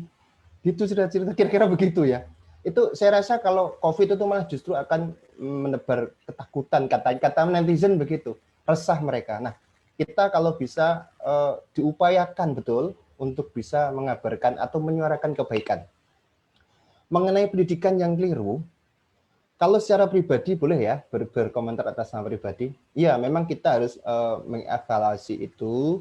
Saya rasa pemerintah, kita membaca jalan pemerintah sudah mengarah ke sana bahwa dalam dunia pendidikan itu kita tidak cukup dengan hafalan, tapi kalau dalam konteks pendidikan ada afektif, psikomotorik, dan juga kognitif ya. Jadi harus dikawinkan betul sehingga benar-benar menciptakan generasi yang cerdas, tidak cuma hafalan tapi dalam pemahaman, sehingga nanti kita akan menjadi lebih kreatif gitu. Nah, itu kurangnya kepedulian pemuda dalam mewariskan leluhur dalam konteks Bung Kamarul tadi. Iya, karena kita dalam kerangka sejarah aja kita lebih menghafal siapa Cut Nyak siapa Imam Bonjol, siapa Diponegoro. Hanya itu saja. Nah, padahal ada nilai-nilai penting dari Cut Nyak sebagai pahlawan perempuan, emansipasi perempuan, dan banyak ragam yang perlu kita tunjukkan. Itu juga berlatar belakang dari kekuatan lokal wisdom yang dari Aceh muncul sosok Cut Nyak atau mungkin pahlawan-pahlawan yang lain yang biasa ala Indonesia yang kita ketahui begitu. Nah, sebenarnya juga banyak pejuang lainnya yang mungkin belum sempat diberikan kategori sebagai pahlawan misalnya begitulah ya. Taruhlah begitu. Nah, kita harus munculkan, dan juga banyak suku lain yang memang benar-benar kita munculkan. Nanti bisa dilanjut di grup diskusi. Nanti kan lebih diskusi di grup maksud kami, biar lebih bisa lebih pribadi, lebih intim begitu. Dan nanti karena harapan kami pertemuan daring ini tidak cukup selesai dalam rangka peringatan Sumpah Pemuda tahun 2020 gitu. Harapan kami dan juga panitia bagaimana kita bisa menggabungkan pemikiran kawan-kawan secara positif untuk kerangka membangun Indonesia menjadi lebih maju. Itu Bung Kamarul. Terima kasih. Terima kasih Pak Didi atas jawabannya. Sama-sama. Selamat bergabung ya. Iya, sama-sama. Oke, terima kasih Mas Didi. Sama-sama Kak. Oke, dan ini ada David Franklin nih yang raise hand. Bisa di-unmute dulu untuk. Ya. Oke. Pertanyaannya ditujukan ke siapa ya, David? Oke. Siap. Pertanyaannya ditujukan ke siapa? Ya, pertanyaannya ditujukan kepada Kakak Riri Novita. Oke, Kakak Riri Novita hadir? Ya, sip. Oke, David, silakan. Baik, Kak. Terima kasih atas kesempatannya diberikan untuk bertanya kepada narasumber yang sangat mengedukasi. Saya David dari Bekasi. Pertanyaan adalah, mengapa konten yang edukatif agak sulit berkembang di dunia sosial media Indonesia? Dan bagaimana cara merubah mindset masyarakat awam serta pemuda Indonesia agar bisa menyeleksi konten yang edukatif? Itu saja pertanyaan dari saya. Terima kasih. Oke, terima kasih David. Ya, nih Mbak Riri, gimana sih kok bisa konten edukasi agak lambat berkembang? Dan gimana cara menyaring informasi-informasi tersebut? Monggo Kak, bisa dijawab. Oke, terima kasih David sudah bergabung bersama kami. Nah, itulah kenapa atensi.co itu lahir gitu, karena kami semua mikir ya, sama kita sepikiran nih David, kenapa yang bagus-bagus itu susah, tapi ada juga, bukan berarti itu tidak ada. Tadi Rida juga udah ngasih contoh kayak Najwa Shihab itu kan kontennya bagus dan itu juga bisa viral gitu. Tapi banyak juga yang receh, dan yang receh ini konyolnya adalah ketika kalian melike atau komen, karena kita tahu ya, Mas Didi juga paham bahwa untuk bisa dapat uang gitu ya di media sosial atau di internet itu tentu saja kita salah satunya berpijak pada klik dan juga like dan juga komen. Semakin kita komen, meskipun itu nyinyir, meskipun itu negatif, tetap aja itu bikin si orang yang bersangkutan naik gitu. Ini sama juga dengan acara TV, karena acara TV itu sangat bergantung pada rating.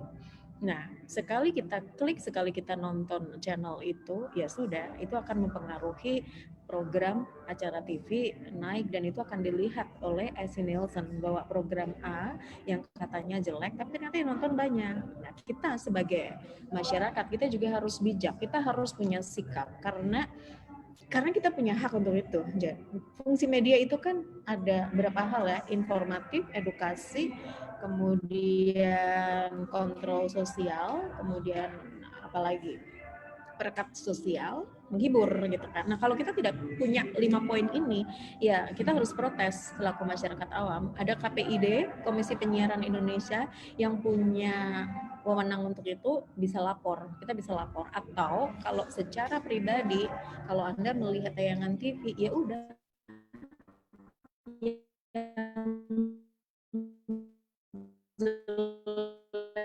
itu nggak usah ditonton, karena itu akan mempengaruhi rating sebelum produksi. Tapi kalau kita nggak nonton, nah itu acara pasti akan mandek, karena TV sangat bergantung pada itu. Demikian juga di internet, kita harus pintar menyaring informasi. Kalau kita nggak klik, kalau kita nggak like, kalau kita nggak komen untuk konten-konten receh, itu pasti nggak akan banyak gitu. Nah, sekarang itu orang-orang banyak yang latah, udah tahu itu jelek, tapi tetap aja komen. Udah tahu nonton sinetron itu tidak bagus, tapi tetap aja nonton meskipun ngomel. Ini aneh gitu kan. Nah, jadi kita juga harus bijak terkait hal itu. Selain kita menjadi media yang menyebarkan konten baik, positif, seperti energi bangsa dan lain-lain, kita juga sebagai masyarakat, kita juga harus literate. Kita juga harus punya sikap untuk hanya mengkonsumsi hal-hal yang positif. Ini sekaligus dukungan ya. Kalau ada orang yang bikin konten positif, ya kita kasih dukungan.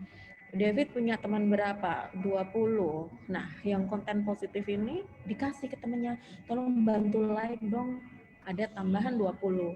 Kemudian teman 20 ini punya berapa lagi? Ada 20 lagi. 20 kali 20 ada banyak gitu. Jadi kita bantu orang yang punya konten positif. Ini juga untuk kita like, supaya apa? Supaya ini bisa jadi viral. Saya sendiri kerjasama dengan para bloggers ya, untuk beberapa event tertentu kita bikin tulisan. Jadi kita serempak, misalnya nge-post satu hal termasuk Sumpah Pemuda gitu misalnya, supaya itu jadi viral. Misalnya kita ada 25 orang nge-post hal yang sama.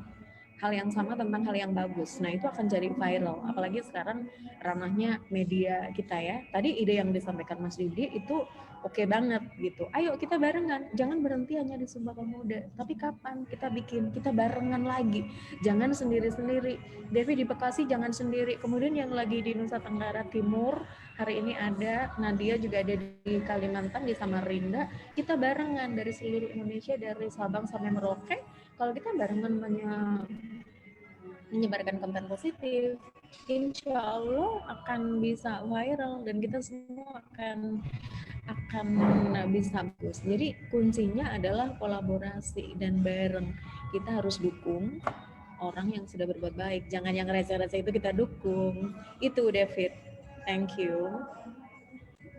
Ya, terima kasih Bu Riri. Iya David, makasih atas pertanyaannya dan makasih juga Mbak Riri udah dijelasin ya. Nah, ini selanjutnya ke Mas Firdaus nih. Ada pertanyaan. Mas Firdaus, halo? Iya, halo. Nah, ini ada pertanyaan dari Alex di Bandung. Katanya sih di saat pandemi ini adiknya mencoba membuat kue. Nah, tapi menurut pribadi dan keluarga serta teman-teman akan enak, tapi terhambat dengan ilmu pemasarannya, sehingga sulit untuk diperkenalkan ke masyarakat luas. Nah, menurut Mas Firdaus sendiri nih, apa kritik dan saran untuk hal-hal seperti ini? Karena kan mungkin aja punya skill untuk membuat usaha kuliner, tapi nggak punya ilmu marketing untuk memasarkan hal itu. Nah, selanjutnya gimana nih Mas? Tips and triknya? Oke. Sosial media itu kan basisnya itu kan word of mouth. Jadi semakin banyak orang yang bercerita tentang produk, itu akan menjadi semakin baik sebenarnya. Jadi kalau memang bisa untuk mengajak teman-temannya untuk menceritakan kepada teman-temannya yang lain, kemudian diinformasikan kepada teman-temannya ketok tular, itu akan menjadi lebih baik ketimbang kita katakanlah berharap kepada 1-2 orang dengan platform yang besar atau dengan follower yang besar. Basically seperti itu, artinya bahwa orang-orang berfollower besar itu kan hanya satu kali saja sebenarnya. Tapi kalau kita mau everlast, teman-teman yang punya usaha kuliner mau everlast adalah bagaimana kita bisa mengajak orang-orang yang dengan genuine ya, informasinya benar-benar nggak fabricated, memang tidak difabrikasi. Jadi kita tidak yang orang-orang yang mau ngomong bahwa produk kita itu enak apa adanya, memang enak, harganya terjangkau, enak gitu. Intinya di situ. Jadi bagaimana semakin banyak teman kita yang kemudian merekomendasikan teman-temannya untuk membeli produk kita. Itu yang paling sederhana. Jadi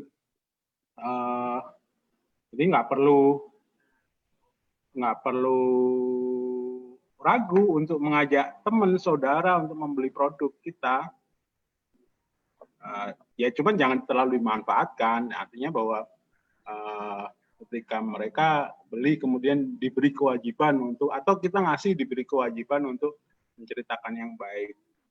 Tapi bagaimana ketika mereka merasa itu baik, mereka pasti otomatis akan menceritakan sendiri kepada teman-temannya, saudara-saudaranya, atau di lingkungannya. Ketika itu kita bisa rasa lebih kompetitif, harga juga lebih kompetitif. Secara garis besar itu sih.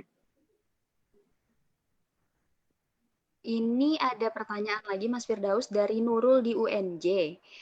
Bagaimana jika karyawan kuliner ditekan untuk mendapatkan keuntungan besar oleh atasannya, padahal karyawan tersebut hanya 2 orang? Nah, berarti ini lebih ke maintenance nih. Apakah sebagai akun kuliner Semarang pernah mendapati hal-hal kayak gitu, komplain-komplain dari customer? Pernah sih. Jadi kan kalau hubungan antara karyawan dan perusahaan itu kan lebih ke hubungan kerja ya, itu ke teman-teman HRD-nya gimana saya nggak tahu. Tapi kalau memang harus menerima komplain ya selama tidak ada owner ya memang kita akan komplain kepada para pegawai, para pekerja. bagaimana teman-teman yang bekerja kepada orang lain di bidang kuliner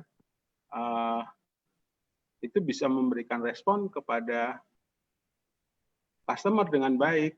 Karena pasti akan berbeda ketika customer komplain kepada ownernya, banyak ownernya yang akan menekan pegawainya sih sebenarnya. Tapi overall kalau kita lihat, kita akan selama teman-teman, saya ketemu beberapa pegawai yang bagus banget. Jadi ketika kita melakukan komplain, dia memberikan jawaban dengan baik, tertata, dan satu kunci yang kita selalu suka adalah dia menerima semua komplain kita dan dia akan oke Kak, nanti saya informasikan kepada pemilik usahanya, kita ownernya. Dan ketika ownernya sudah dikonfirmasi oleh pegawainya, dia confirm ke kita, gitu, memberikan informasi. Oh iya Kak, kemarin ini dia minta maaf segala macam, minta diganti, padahal kita nggak tujuannya nggak minta diganti, tapi di situ itu ada nilai positif dari pegawai yang menurut kita responsif. Nah, kalau masalah ditekan oleh para pengusahanya ya di luar konteks kemampuan saya ya, artinya bahwa itu hubungan antara pengusaha dan karyawan, bagaimana itu teman-teman bisa menyelesaikan dengan baik sih kalau saya bilang komunikasi dengan pemilik usaha. Mungkin itu. Oke, terima kasih Mas Firdaus atas penjelasannya. Nah, mungkin tadi lebih ke masalah internal ya, mungkin bisa dikomunikasikan dengan baik lagi ke pemilik usahanya, karena Kuliner Semarang itu hanya memfasilitasi. Nah, sekarang ke Reida nih, banyak banget pertanyaan untuk Reida. Reida, halo. Halo. Nah, ini banyak yang nanya nih, gimana pengalaman bekerja di stasiun televisi? Oke. Perjalanan karirnya Gimana? Sorry, putus. Perjalanan karir Reida nih di televisi, kok bisa sih masuk kerja di televisi? Oke.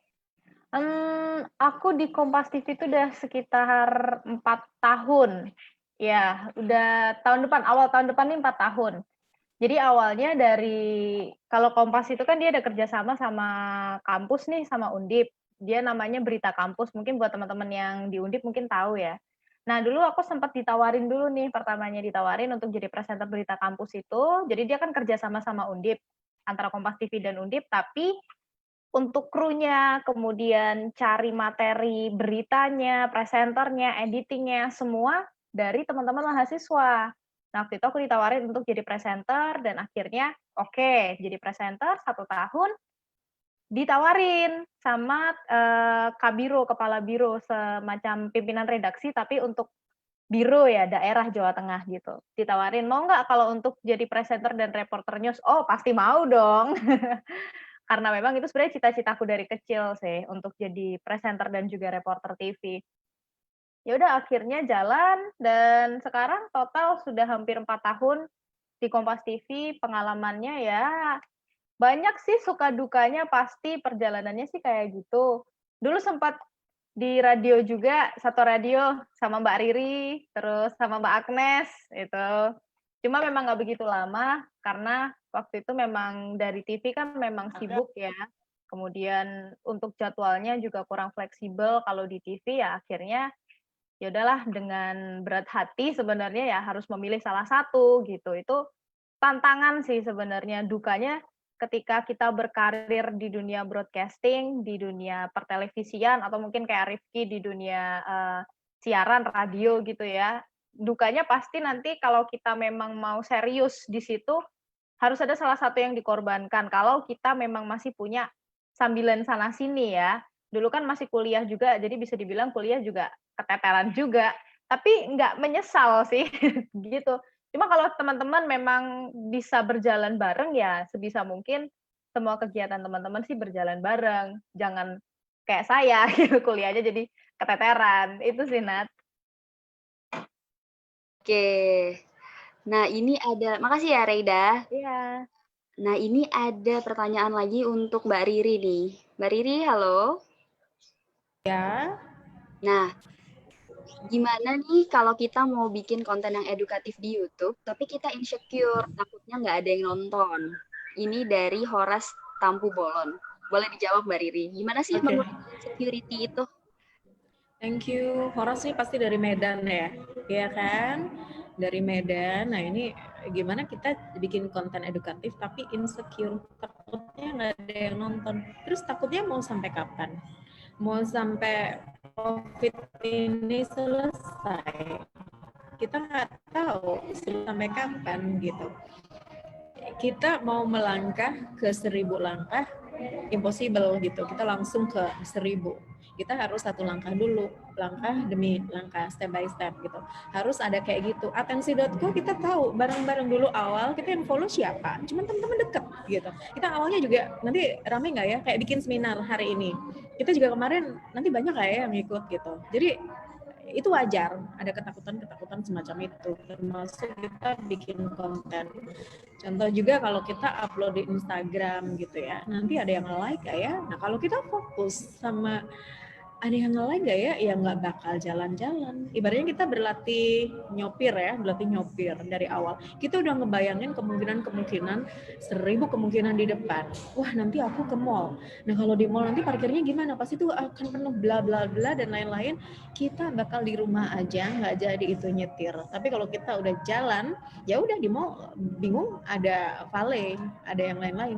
Udah kalau bingung minta tolong aja.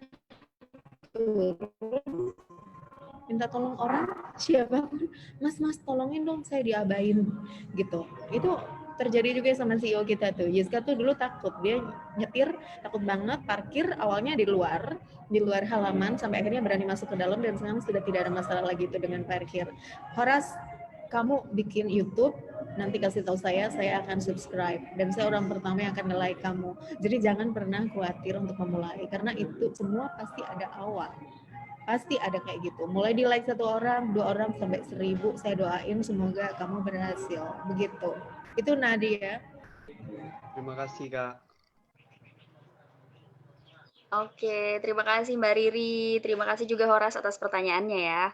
Nah, ini ada Aulia Rahmanur nih, lagi raise hand mau bertanya. Oke, boleh di-unmute dulu. Halo Aulia.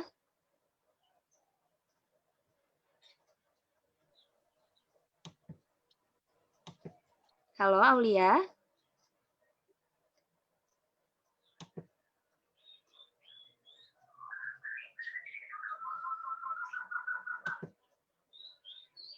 Belum tersambung ya.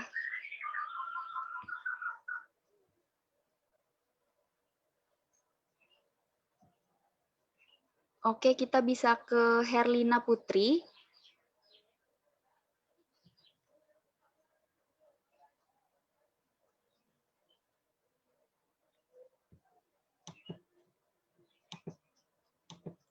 Mungkin belum join audio ya, jadi suaranya belum keluar.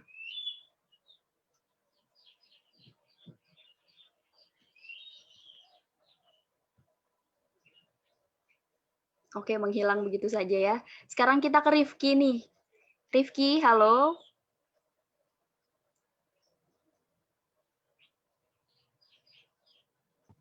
Oke, kenapa? Halo?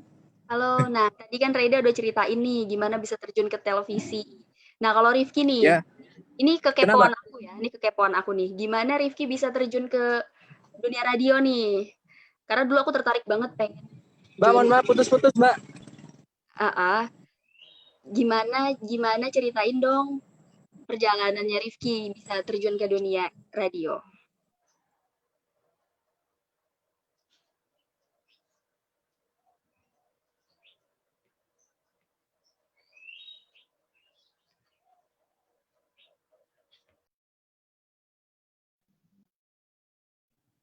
Halo.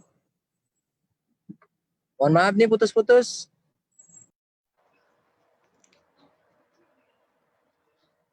Oh iya Rifki, nggak apa-apa. Ya. Jaringan stabil ya?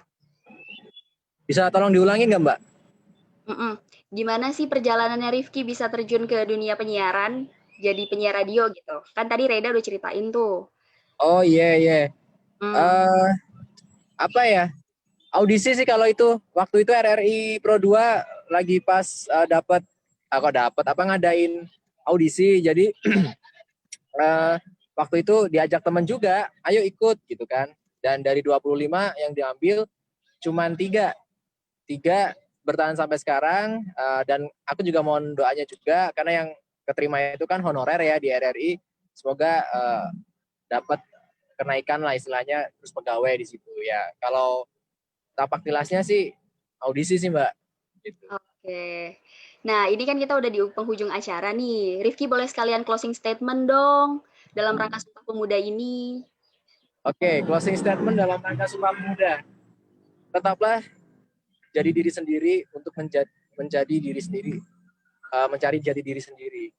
Itu aja. Nggak jelas nggak suaranya Mbak? Soalnya putus-putus dari suaranya Mbak. Jelas ya? Jelas. Terima kasih Rifki. Yoi. Oke, sekarang kita ke Reida. Kita minta closing statement-nya dong tentang Sumpah Pemuda. Tentang Sumpah Pemuda ya, gimana kita sebagai milenial sih bisa memberikan bisa memberikan influence yang positif sih untuk orang-orang sekitar kita dulu, keluarga, teman, terus untuk melakukan sesuatu. Tadi ada juga teman-teman yang mungkin takut untuk pengen bikin YouTube, bikin konten, takut nanti ada yang nonton nggak, ada yang subscribe nggak, ada yang follow nggak. Yang penting kamu suka dulu, kamu berdedikasi dulu ke situ, jangan ada motivasi terselubung kalau mau melakukan sesuatu. Jangan ada motivasi pengen viral nih, akhirnya kalian bikin yang kontennya ini dalam artian negatif, karena kan sekarang banyak konten-konten negatif yang justru viral ya. Itu kenapa? Karena ya ada permintaan, ada yang nonton, semakin banyak orang yang menonton konten-konten negatif, ya akhirnya orang lain akan ikut-ikutan juga untuk bikin konten negatif. Gimana caranya untuk menghilangkan konten negatif itu adalah kita sebagai penonton, kita harus pintar, kita harus pilih-pilih tontonan.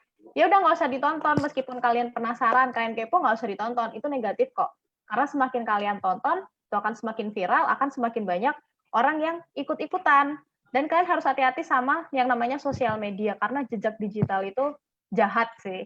Itu bisa berpengaruh ke kalian, bahkan sampai ketika kalian sudah berubah, sudah tidak seperti itu pun, jejak digital itu akan tetap mengikuti kalian. Bisa jadi nanti kalian akan susah cari kerja, kemudian bisa juga sampai susah cari teman dan sebagainya karena jejak digital itu tadi.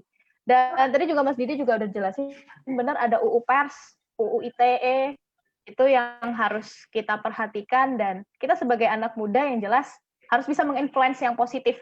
Jangan ikut-ikutan dan jangan karena ingin kalian disebut sebagai selebgram atau influencer. Sumpah Pemuda sekarang tantangannya lebih besar karena tantangannya sosial media, terutama lagi pandemi gini kan, tadi Mbak Riri juga udah bilang kalau sosial media ini penggunanya membludak ya. Nah itu kita harus bijak-bijak sebagai konten kreator dan juga sebagai penonton. Itu sih kalau aku. Oke, terima kasih Reida. Dan sekarang kita ke Mas Firdaus.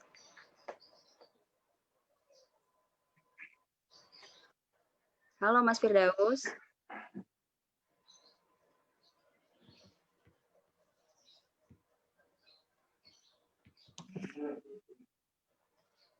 Nggak ada ya? Oke, kita ke Mbak Riri. Closing statement-nya nih Mbak Riri. Oke, saya singkat aja. Saya mewakili atensi ini ngajak teman-teman bareng untuk awasi konten, sharing informasi, dan jangan lupa selalu manage konten for useful communication. Itu saya nyambung aja sama Reda. Udah itu aja. Semoga kita bisa bareng-bareng berkolaborasi. Selama sore kita insya Allah ketemu lagi di lain waktu. Thank you. Oke, dan terakhir dari Mas Didi nih. Closing statement-nya Mas Didi. Baik, terima kasih Kak.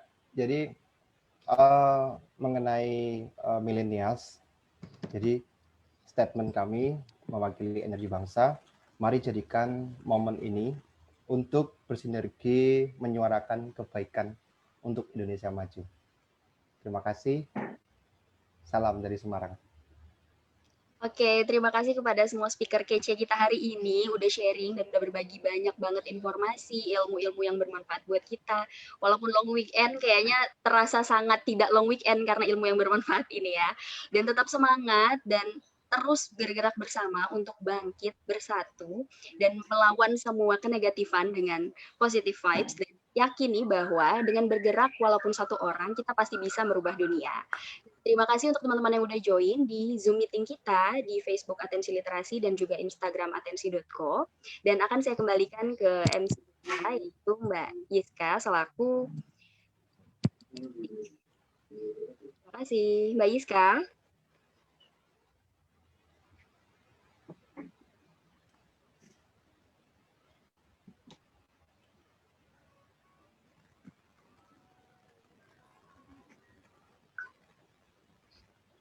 Mungkin untuk pengumuman giveaway-nya nanti akan kita Terima kasih umumkan. Nadia. Mm-mm. Terima kasih juga buat semua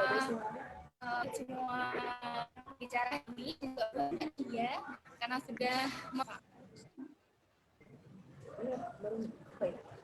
Halo, oke, delay sedikit di sini.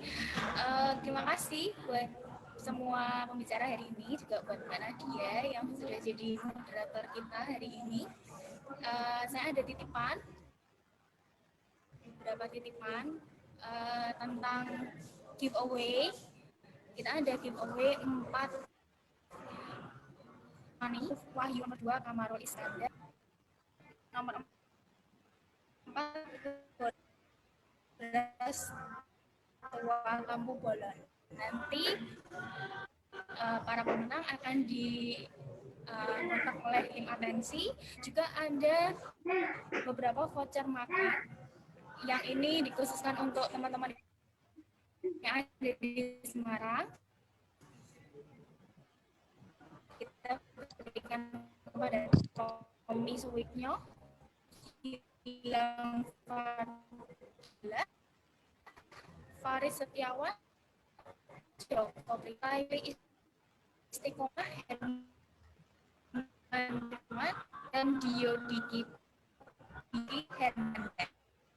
Sekali lagi buat teman-teman yang pada kesempatan ini makan giveaway dari Atento dan juga bangsa.id dan bangsa.id, saya bisa berbagi dan juga tim Bangsa ID, semoga kita tetap bisa menjalankan kolaborasi dan kerjasama di lain hari ya, program-program yang positif.